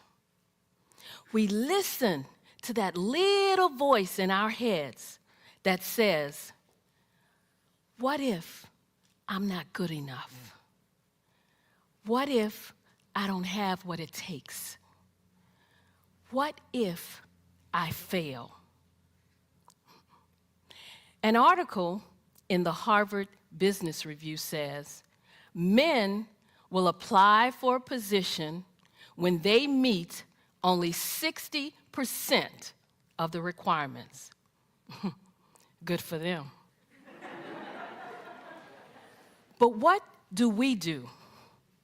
We will only apply if we feel we can meet 100% of the requirements. Instead of moving forward with confidence, we hold back. We let fear and doubt take over, even though we know we're well qualified. And the second reason is a lack of assertiveness. We have talents and potential, but who will see them if we don't speak up and get noticed? When we join a meeting, we often sit in the back or to the side. When we could assert ourselves, we don't. We shrink back. We let others interrupt us or say nothing when other people take our ideas. When we do speak up, we express ourselves with uncertainty, saying things such as, "I'm not sure if this is relevant. I don't know if this is helpful. This may not be a good idea, but." When you and I use words and phrases like these, we undermine our credibility. And the third reason, we don't build a support network. My friend, Kim, applied for a position. Her female supervisor felt she was more than qualified. But the supervisor would not give Kim a recommendation. The supervisor felt it would look too much like favoritism. To me, this just looked like one woman who would not reach back and help another woman. If we want to rise up, we must learn to support each other. We need to show up to rise up. Showing up means taking responsibility for your own career path. It was 2005, and I had a comfortable job as an analyst working for the US government, but I wanted more. A supervisor's position opened up, and I submitted my application. I tried to find out as much as I could about who was applying, what were my chances.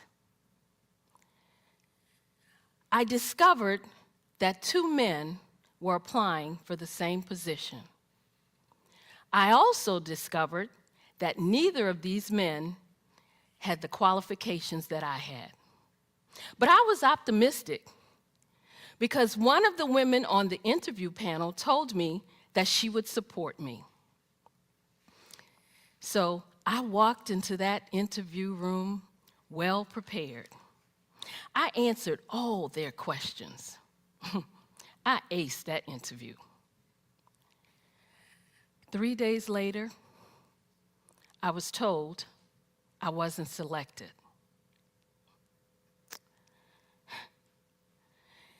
Not only did they select the least qualified one, they selected someone who didn't even belong to the organization. I was shocked. I was hurt. I was angry. I thought, how could this be? It was like a slap in my face. I deserved that job. I thought, maybe I should just look for a job somewhere else. But I was in an exercise class, and it hit me. I'm not a quitter. I have never given up. I deserve this job. I'm good at what I do. At that moment, I realized that if I wanted to rise up, I needed to show up. We need to show up to rise up. Showing up means taking responsibility for your own career path. And then it happened. The man they hired quit. And the manager asked me, the more qualified one, to step into that position. I did. I showed up and I rose up in my career. Having worked with hundreds of women over the years, I know there are 3 steps we need to take to show up. The first is to build confidence. The second is to be assertive. The third is to build a support network. When we follow this 3-step process, we will show up to rise up. When we rise up and tap into our full potential, as women, you and I will contribute more to our organizations, more to our families, and more to our communities. When we show up to rise up, everyone wins.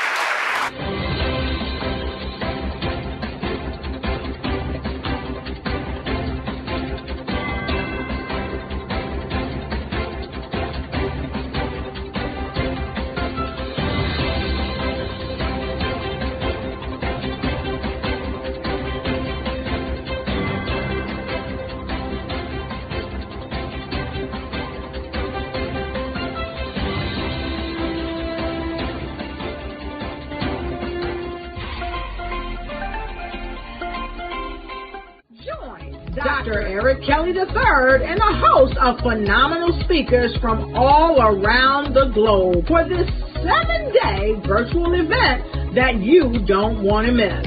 The mission of the Black Business Expo is to raise scholarship money from kids all the way from high school, all the way from college. The Black Business Olympics is one of the largest Black business showcases in the world. It is an opportunity for businesses and companies to showcase their businesses globally. We are going to be giving away laptops up to $5,000 away to students.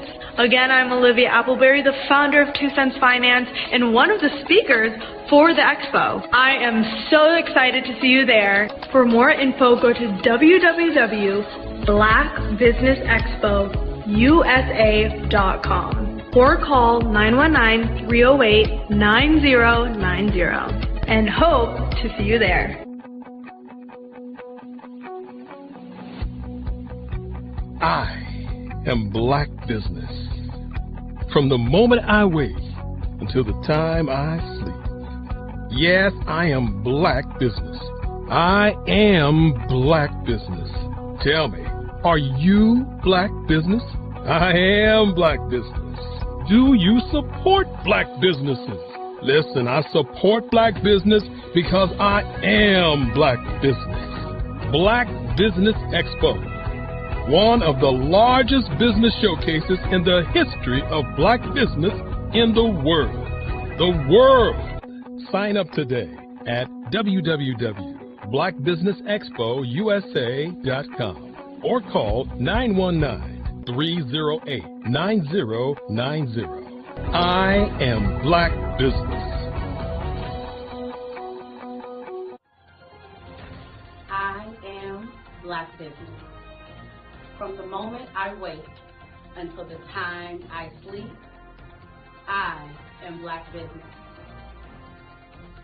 I am Black Business. Are you Black Business?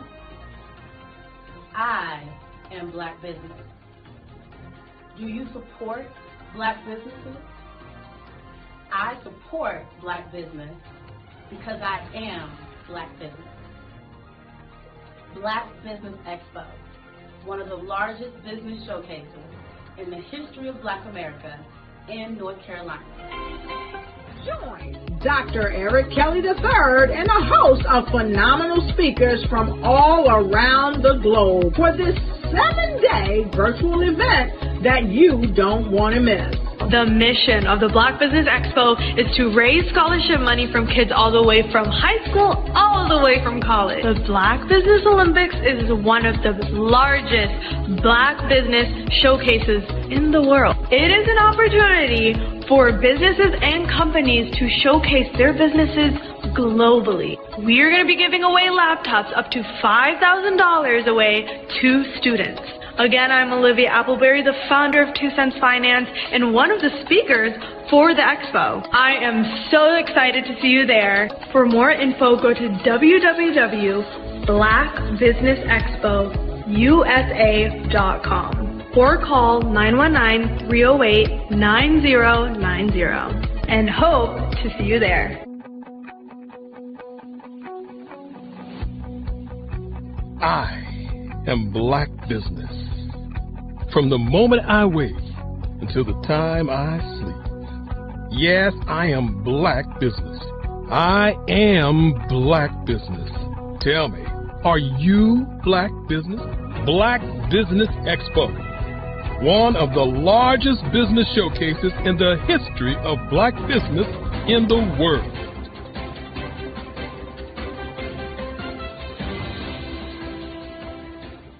The Black Business Expo's mission is to raise funds for high school seniors going to college or K-12 entrepreneurs. This expo is a fundraiser for students.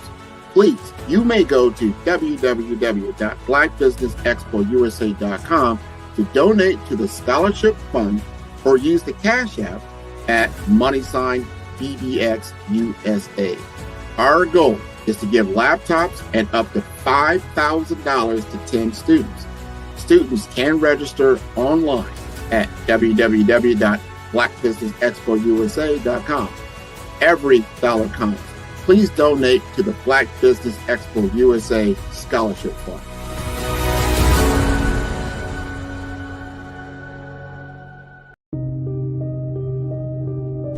The Black Business Expo is changing my life. This year, they are giving away laptops and even $5,000 in cash to students just like me. I'm Alexis, and I want to go to college to fulfill my dream of becoming an entrepreneur. Help the Black Business Expo going to www.blackbusinessexpousa.com and also becoming a vendor, a sponsor, or donating. Follow the Brand TV broadcast host, Grant McGaw, as he visits with top executives and entrepreneurs to find out their secrets of success with their personal brand. Follow the Brand TV broadcast host as he focuses on brand development to build better relationships, bring value to your business, relationships, and career. You will enjoy listening to each episode that is tailored to speak to you directly. If you're looking for this type of clarity in terms of building your brand, you have tuned into the right station. Each episode will help you to shape a conversation in the 5-star BDM network of 20,000 professionals and become a springboard for your corporate engagement and business opportunities. Each guest will frame their story in the areas of personal branding, business development, career development, financial empowerment, and technology innovation. Grant McGaw explains why he is the CEO and owner of his own professional career. Grant is an accomplished business leader and entrepreneur who wants to give back to individuals to grow their personal brand strategy. Tune in as he weaves his story about new possibilities, while to you exceed expectations. If you love storytelling, this show will make for fun. Artist to me is a creative expression of something from nothing. It explodes onto the canvas, or it explodes on in my work. One of the things that I try to do more than anything is I try to just give the lines and the movements and emotions and the expressions to what I do. Art really means to me a chance to express how I feel deep down inside. Most of my art begins as a thought that I might have, whether it's sports, whether it's history, whether it's a woman or a man. It pretty much starts as an idea of thought before I get into the actual image of what I'm going to draw. I do a lot of historical pieces. I was a history minor in college, and I love to do history pieces. And a lot of times I'm thinking about history, and then I try to make that history impact you as you look at it. That's one of the reasons I do pictures so large. People ask me, why do I do the pictures so big? And I tell them, I want the piece to impact them as they're looking at it, to kind of dominate them, dominate their space. And most of my pieces I try to do off page. I don't try to do anything that's going to be in those four corners or in a square. And I want your imagination to be a part of the piece that you're looking at.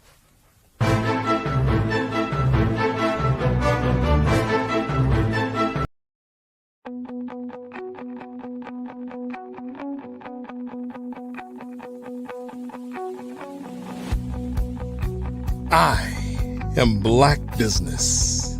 From the moment I wake until the time I sleep. Yes, I am Black Business.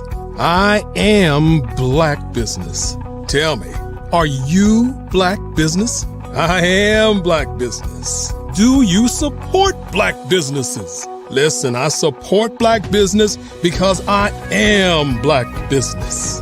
Black Business Expo, one of the largest business showcases in the history of Black business in the world. The world! Sign up today at www.blackbusinessexpousa.com or call 919-308-9090. I am Black Business.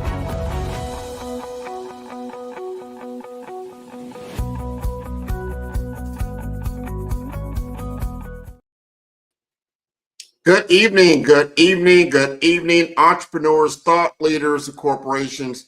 Welcome to the Black Business Network. My name is Grant McGaw, CEO of 5-Star BDM and host of the award-winning Follow Brand podcast and TV series.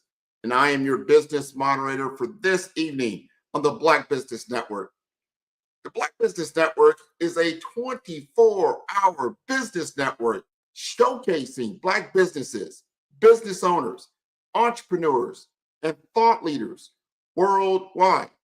We have speakers from North Carolina, London, Singapore, Africa, Japan, and cities all over the United States.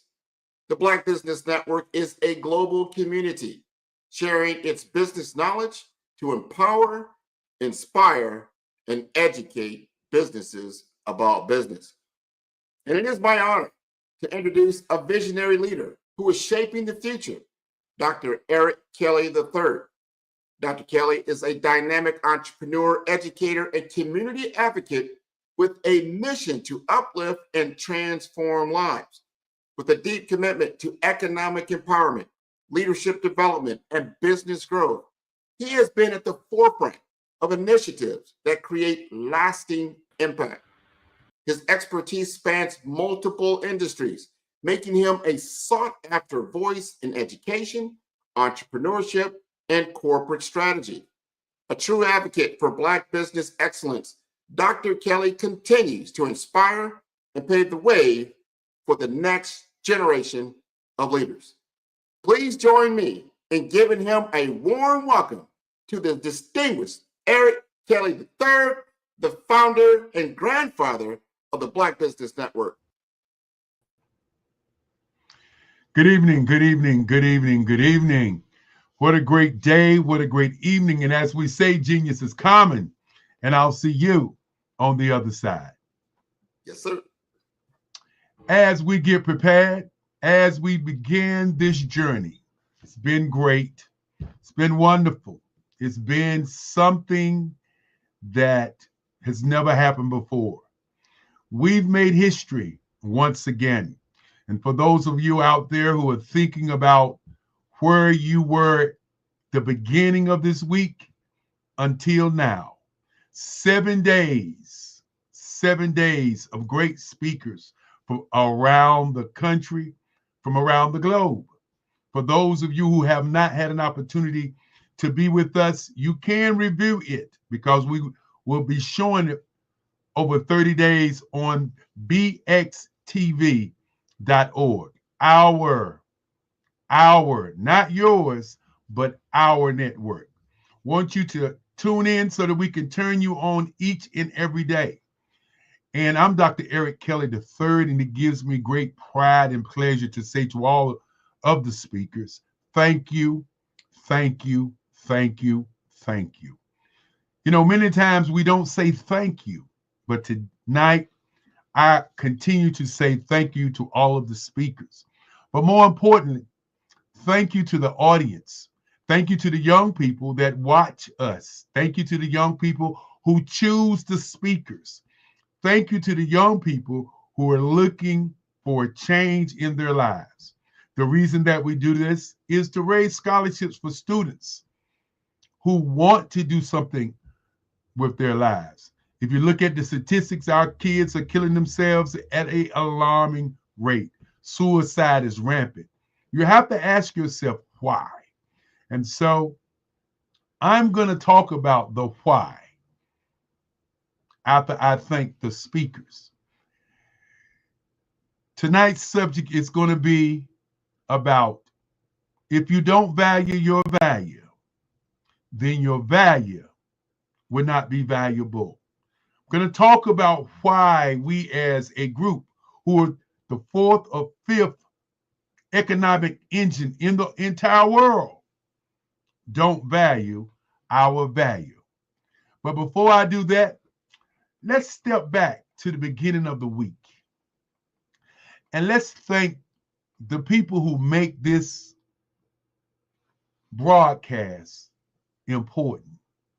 I first want to start out with Henry Stansel, my great-grandfather, who at 7 years old started a museum for me, but more importantly was my daddy, as he instilled into me principles that I live by each and every day.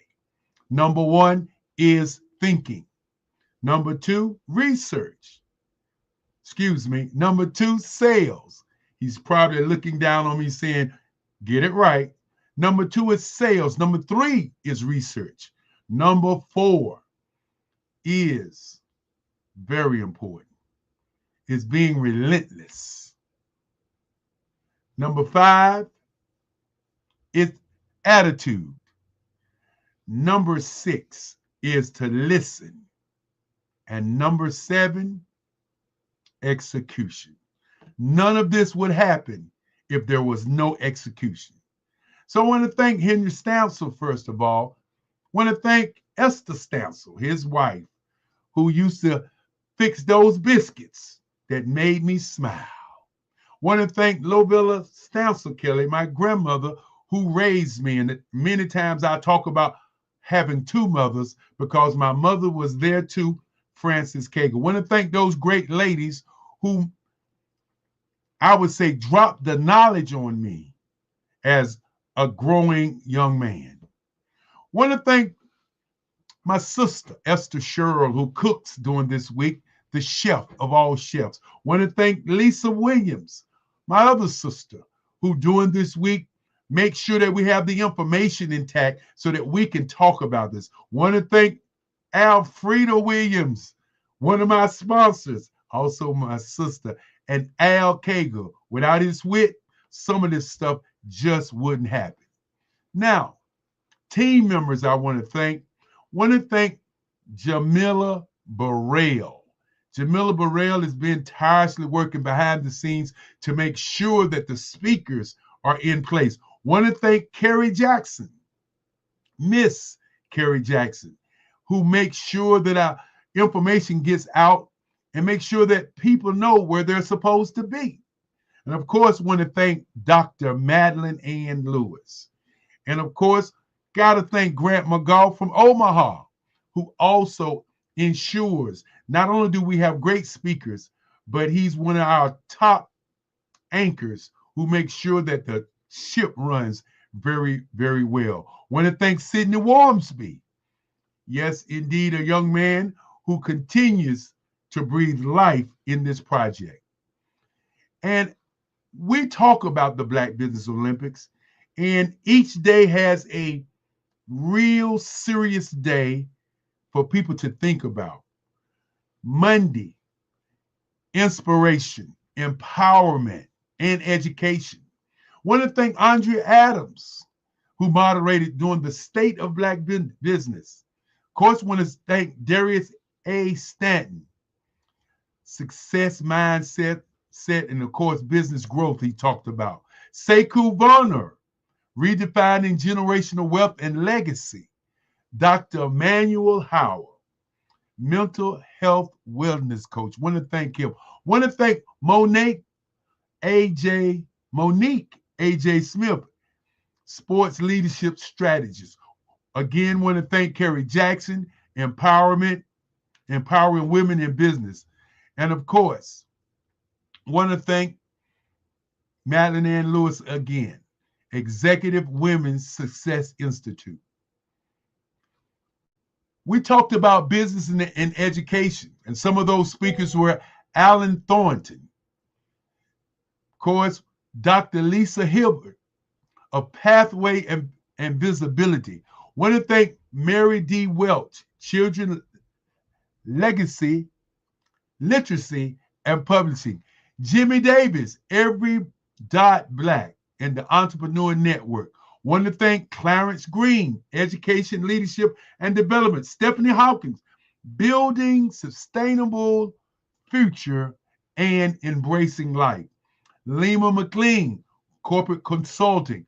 Margic McLean, Threads of Influence.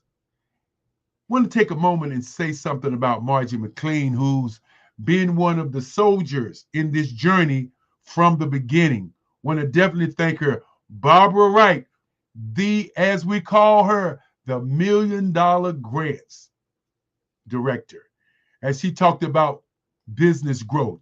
Dr. Tandra Price, Mindset, or as we call her, the network ninja. And of course, on our Wednesdays, we talked about public relations, advertising, marketing, and sales, and merchandising. Want to thank Camilla Morrison and the brand strategist herself, a young lady who's been tireless on this journey, a young lady who's made sure that we did what we were supposed to do in terms of the branding of the Black Business Network, a young lady who provided for us many speakers, a young lady who won the triathlon last month, and it looks like to me again is going to win the triathlon again. That's when you provide more than 12 speakers. That's Nikki Curry. Want to thank Nikki Curry as she's been a jewel in the journey. Want to thank Jeff Hill, who talked about financial branding and marketing. Dominique Wallace, technology and business marketing. Crystal Gomez, who talked about digital marketing, how to use that telephone. Want to thank Felicia Ward, marketing and business strategy, and Taylor Andre, real estate investor and media personality, of course. When we begin to talk about social media and advertising, got to thank Tariq Hodge, social media strategist for coaches and thought leaders. Marcus Mentor, advertising with sound digital storytelling. Definitely want to thank Paul Van, wealth building and digital branding. Brian Harvin, green business marketing and branding. Tracy Armstrong, podcasting, business, and AI in media. When you think about all of these speakers who have spoken, sometimes you miss what happened all week, but we're not done yet. Diversity, equity, inclusion was on Thursday. Want to thank Dr. Xanthia Reddish, education, equity, and inclusion.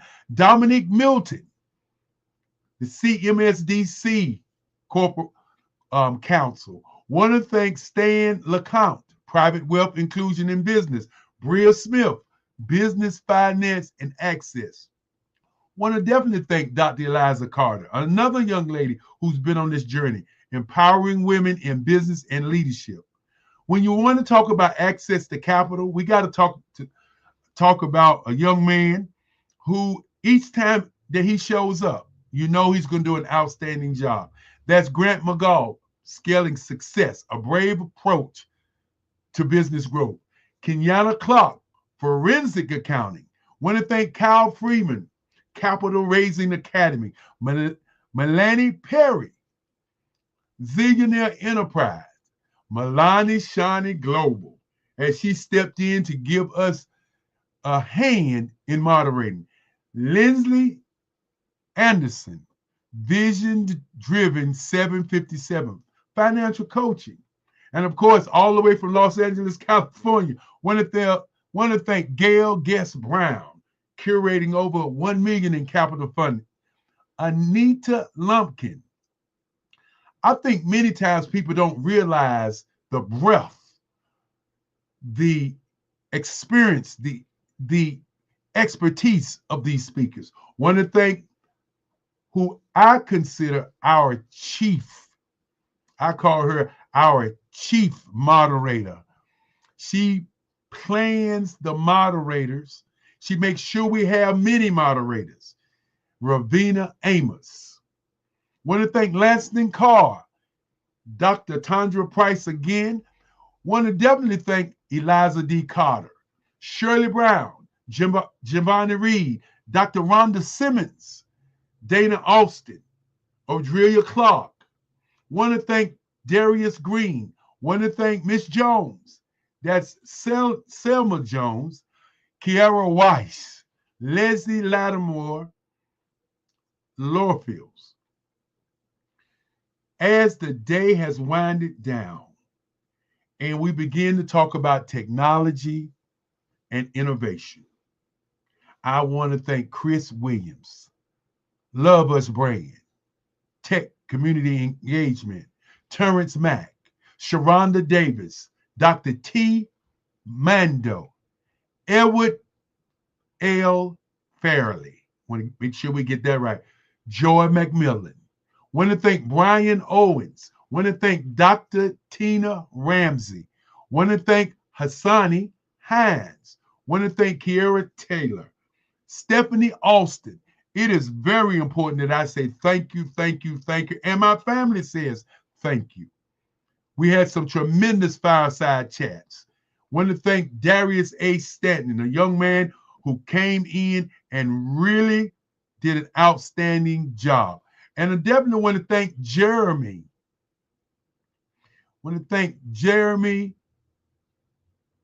for coming in and being a part of the breadth of business. You know, many times we meet people, but we don't thank people. And I want people to think, what was you doing all week? Why were you here? What did it mean to you to be here? Well, what it meant to me was to meet new people. And I want to definitely do a special thanks to Darius A. Stanton, and Jeremy Newkirk, who had a tremendous announcement this evening, tremendous announcement this week, along with Dr. Green with 22 radio stations, who had another tremendous announcement. When you're on this journey, you just don't know who you're going to meet. Want to thank Dr. Enola Harris Pedro. Want to thank Ada Crawford. Want to definitely thank Mary D. Welch. Want to thank Joseph Simmons. Want to thank Z. Edra. I want to get her name right. Deidra Darden. Want to again thank Jamila Burrell, Latanya Warrington, Shakaria Campbell. As I said before, want to thank Andre Ward, Bernadette Albury, Bakeka Blakemore. Want to definitely thank Bakeka of her television network, Sharing Her Time, and Camilla Morrison. When we say what you're looking for is looking for you, we believe that. That's what this whole week is all about. What you're looking for is looking for you. So I want you all to think about that as I begin to talk about my topic this evening. And if I didn't say your name, remember, I'm working very hard on remembering all of these names. Hold it to my head, but not to my heart. Tonight, I want to talk about if you don't value your value, then your value is not valuable. I'm going to say that one more time. If you don't value your value, then your value is not valuable. What do I mean by that? Earlier, I said that African Americans in North America represent the fourth or the fifth largest economic engine on the planet, which means that when you look at the globe and you're fourth and fifth economic engine, which means money, and you don't value that money, then and only then don't you value your existence or your future. I want you to sit down and think about your company. When you price your services, are you pricing your service too low? Why do you struggle as a business owner? Ask yourself, why do you spend 10, 15, and 20 years to gain the knowledge, and then you take that knowledge and you hand it to somebody for $50? In my book, The Operating System, I talk about duplicating your services. I talk about the mindset. I talk about the mind shift, the mind state, and more importantly, I talk about the mind print. Why do people undervalue themselves? Some people undervalue themselves because of the big F word, fear. Fear of losing customers. Why are you fearful of losing customers? When you lower your standards, when you don't charge as a luxury item, which you should be, your customers don't respect you. If in fact you bought a Rolls Royce and you pulled into a service station and the mechanic had a suit on, not looking like a mechanic, would you let him work on your Rolls Royce? The answer is no. Because looking at him, you don't value who he is. So are you a high value premium brand, or are you just a hustler? Because when you keep cutting your value, cutting your price, you're headed to the bottom. Why are other reasons people don't value their value?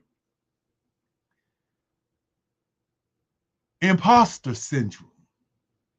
What is that? You doubt that the expertise that you have is not worthy of the information that you're going to share.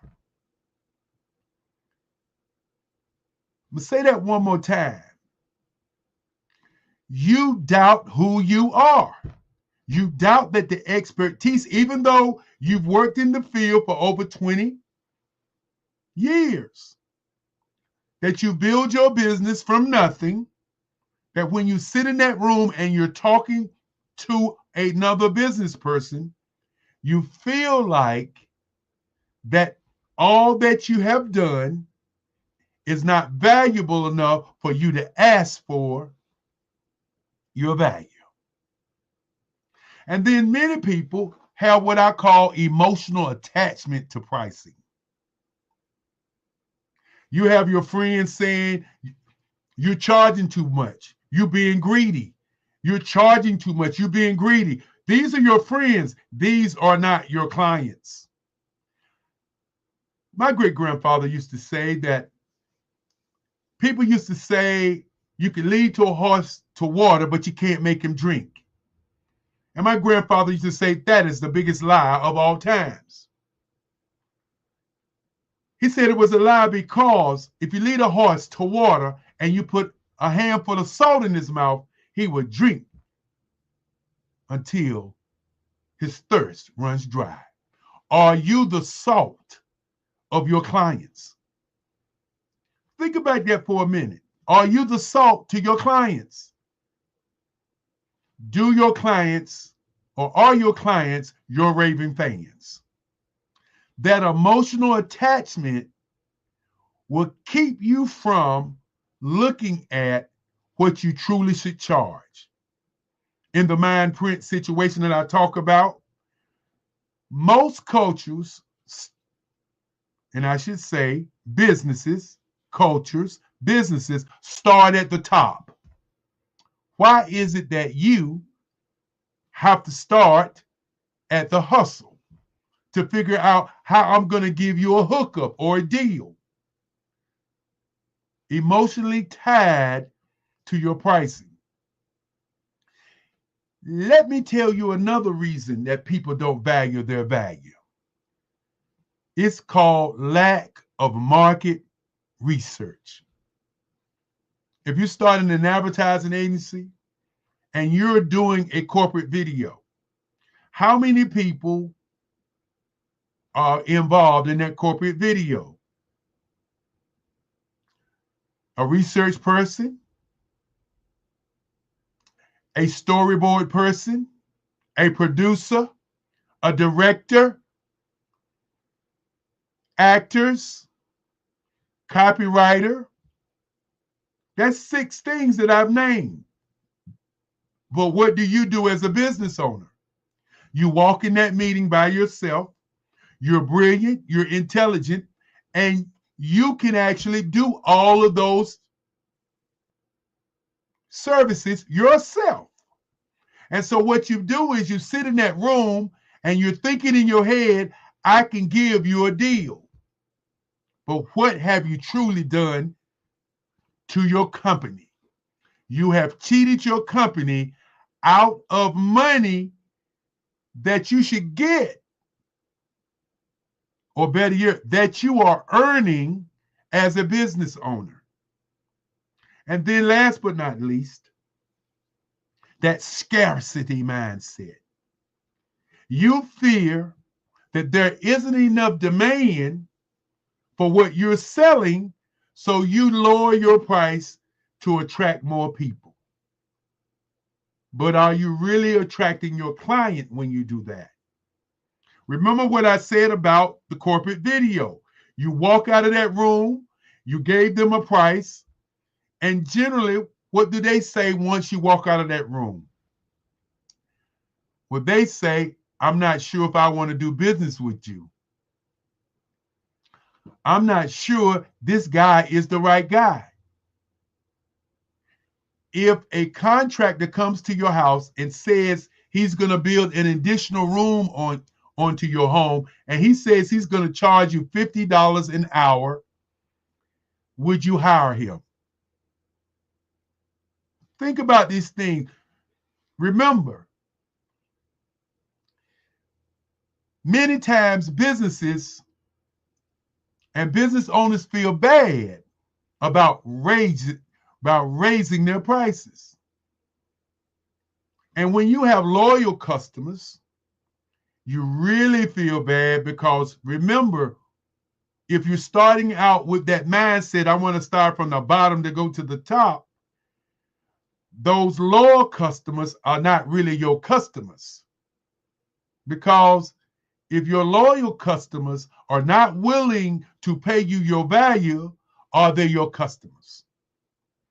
And many times, people associate price with generosity. You think that you're being generous by lowering your prices. Other reasons, the fear of rejection. How many times have you talked to somebody and in the back of your mind, you're saying, I hope they take this deal. I hope they take this deal. If you cannot walk away from a deal, it is not a good deal. Now, you must understand pricing psychology. People value what they have to pay for more. I want to say that one more time. People value what they pay for more. What they pay more for. Example, a patent leather bag and Louis Vuitton bag. What is the difference in both of these bags? Both of these bags can take the same items. Both of these bags can hang over your arm. Both of these bags are shiny. But one of these bags, there's a perceived value. Which bag, if given to you freely, is the bag that you want? Or better yet, which bag do you buy as an individual? If you don't value your value, then your value will not be valuable. Today, this whole week, I want you to think about how you do business. Are your clients cheap clients? Why do you have the type of clients you have? Have you positioned yourself as not as a premium option in the industry, but a cheap option in the industry? The question is not how you have positioned yourself. The real question is why you have positioned yourself that way. When you study luxury brands, you learn that luxury brand sales exclusivity, experience, and prestige. Is that who you are? I want people to this evening to increase your price with confidence. Raise your price accordingly with your skills, your experience, so that you can get the compensation. In my book, the Who, What, When, Where, How, and Why book, Use Your Imagination for Compensation, I wrote that book for people who don't value themselves. I want you to focus this evening on high value clients. I want you to begin to look at why your clients call you. Do a survey. Ask them why. I want you as a business owner to rebrand yourself as a high-end solution. Invest in better visuals for your company. Invest in you learning and understanding how to speak. I want you to think about your business and show the value of your business to customers. When you show them value, when you create a premium brand, when you create a limited availability offer, which is you, your customers will begin to look at you differently.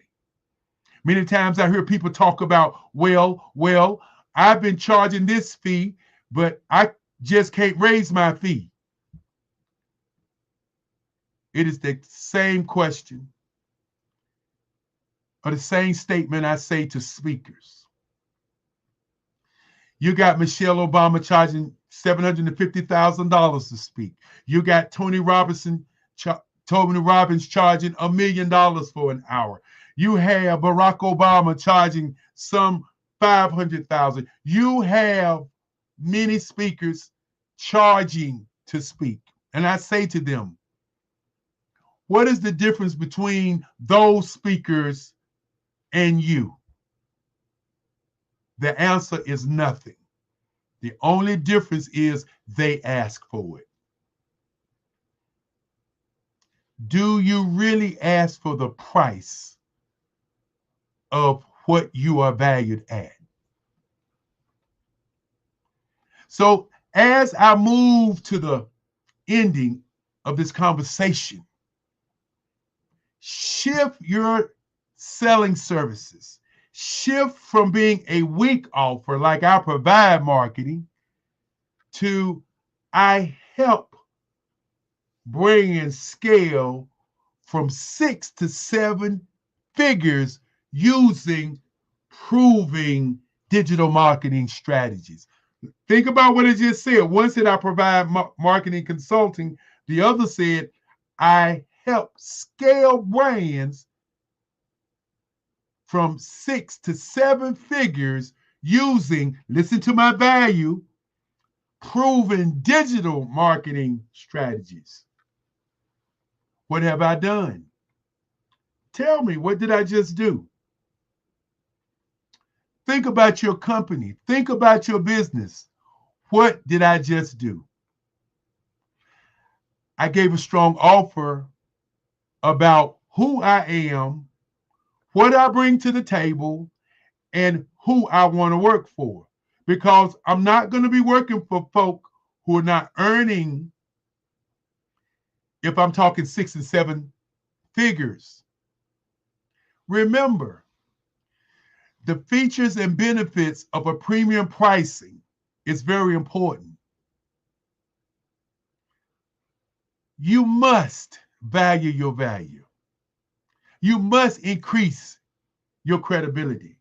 You must have higher margins on your work and stop working for less than you're valued at. Only then will you get to your goal. This evening, I want business owners to stop looking at premium pricing as a situation in your mind of you being greedy. Was that client with you when you went to school? Was that client with you when you started on this journey called business? Was that client with you when you had the heartaches of building your company? Was that client with you when you got to the point you are today? Of course, the answer is no. Then why do you take your value and just give it away? As I said in the beginning, the word is fear. Now, if you don't value your value, then your value is not valuable. Who's valuable now? What does the word value mean? I want to leave you with this thought this evening, a final thought, as some people would say. Stop being an inexpensive company. Become a luxury item. I want you to know that you're the only one of you. You don't get a do-over. You don't get a I'm coming back next week. You don't get a second chance. You are not cheap. You are valuable. Charge like it. The right people will pay for your quality, for your valuable. Become a premium solution. Luxury pricing is not about greed. It's about sustainability. It's about excellence. It is about wealth creation. I want to pause there for a minute because that is very, very serious when you are a business owner. In my book, I talk about mindset.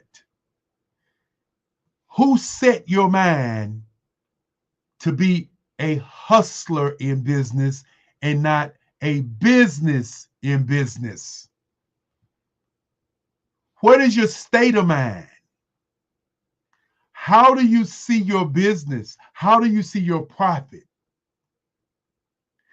I'm only asking each one of you to have what we call a mind shift. I need you to shift your mind. Shift your mind into your real greatness, not in your playfulness and your emotion about pricing. What is your mind print? In the mind print, there are 4 different levels. The first part of your mind print is your subconscious mind. You have to tell your subconscious mind that you're a premium service and that the clients that you were looking for are premium clients. Your subconscious mind will take that in and it will find your clients. You have to trust in the process. Your conscious mind, how you show up, continues to exude excellence and quality. When it does, you have to ask the hard questions. Your green print is your industry. The lack of understanding your industry puts you at a price deficit. Research your industry. Charge industry rates. But your green print is so important because your green print is about your money, your profit. Ask yourself, why do you fear your clients? Because your clients are looking for you right now. When I say what you are looking for is looking for you, that's what's going on each and every day. So as we close, I hope you've gotten something out of this entire week. I hope you got something out of each person that said something to you this week. But I hope more importantly that you have gained that you have gained one thing that business is about. And business is about believing in yourself, utilizing the things that you have earned to earn you more money. Many of you are probably sitting there and say, well, it's easy for me to say, be a luxury item. It's easy for me to say, to raise your prices. But in reality, it's not easy for either one of those things. These are the realities of business. Stop being emotional about your journey to greatness. When you don't value your value, then your value is not valuable. The reason that I talk about value your value, because my value is these kids, these young people who are looking at where do they go from here. If you understand that the average age on the planet is 27 in North America, 26 in Australia, 25 in Europe, but 15 and 14 in Africa, with over 7.8 billion people on the planet, then it says one thing to what I do each and every day. I value the kids. That's why I do this program, to value the kids. So when you hear me say, if you don't value your value, then your value is not valuable, I want you to understand, when you value who you are, you value your business, then you will change and leave the big F, which is called fear, on your chest alone. And with that being said, I'm going to bring up Grant McGaugh from Omaha. Grant. Yes, sir. From Omaha. Grant, this week has been a great week. But tonight has been historic. Okay. If you listen to what I said and make a decision to change your life, tonight has been historic for all who heard. Remember, my great-grandfather said number 6 was listening. Mm-hmm. But number 7 was execution. Absolutely. That's what it's all about. So I really appreciate your conversation, what you've put together, what you're all week, actually for the last 4 years, I believe. 6 on the this virtual. This is our 6th year. Wow. We've had over 7,800 people to speak on this platform and talk about their business. And that is historic. Say one more thing. I want you to let them know, because you've built this incredible platform, this incredible library, and we've got about a minute or so of what the Black Business Network is going to be looking like as a 24-hour network very shortly. Well, when you say that, it sounds like a vision that's right in front of me. It sounds like something that's going to explode. When you talk about the globe, you talk about 365 days, a live network. This is one thing people don't understand. The new trend right now is selling products and services online. Right now, we've been doing it for over 5 years. This is our 6th year. We've been selling products and services online for now 6 years. But the new trend is to sell products and services online. We are so far ahead of the curve, but we don't get credit for the curve because we don't believe in ourselves many times. And when you talk about a 24-hour network that's going to sell products and services online to the globe, what more do you want? Exactly. That is what is critical and key to what's going on, not only tonight, but in the world. With AI showing up, people are saying it's going to take our jobs. But let me ask you a question, Grant. When fire showed up, whose job did it take? When the wheel showed up, whose job did it take? When the horse and buggy showed up, whose job did it take? When the cotton gin showed up, whose job did it take? When the internet showed up, whose job did it take? It didn't take anybody's job. What happened was we adjusted. Mm-hmm. We adjusted because we are the humans. We adjusted because without us, nothing really exists. And so you in business and those people who are fearing AI, get over it. .com came and people said they wouldn't put their credit card on the internet. And there is not a day that goes by that people don't put their card on the internet. Exactly. Look at what DeepSeek did.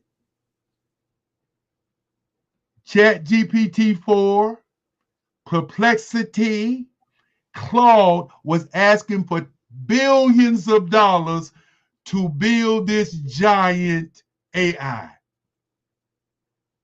DeepSeek comes along and says, oh, you're not going to let us have the high-powered chips, America. So we're going to build something on top of what you have that's going to be more powerful than you have for only $6 million. Exactly. This is a time in our lives when we need to understand really what's going on.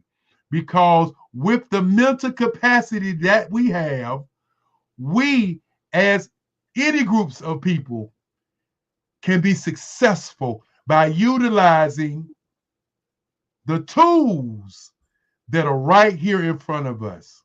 Absolutely. I talk about Madam C.J. Walker. During the time of slavery, Jim Crow. She was a millionaires. How did she do it? I wish people would just go back and look at her and her husband. Her husband, nobody talks about him, was an advertising man. Mm. Think about it for a moment. She had her own university. She had her own ads. And she was so smart, she never talked about that comb that combed out the naps in your head as a what? She never talked about it as an ironing comb for your head. Never. She used herself as the salt for her clients. George Washington Carver and all of those peanuts that he transformed. He didn't have what we call a studied intellect. What he had was more important. He had what we call brains, the power of intelligence. It is the same cloth that we all come from. And we must begin to understand that there's no happenstance that you're here tonight. There's no reason that you don't take AI, that you don't take innovation and utilize it for compensation. Thank you, Dr. Kelly. This has been wonderful. Thank you for another great, wonderful month on the Black Business Network, the Black Business Olympics, as we wrap up January 2025. Genius is common, and I'll see you on the other side.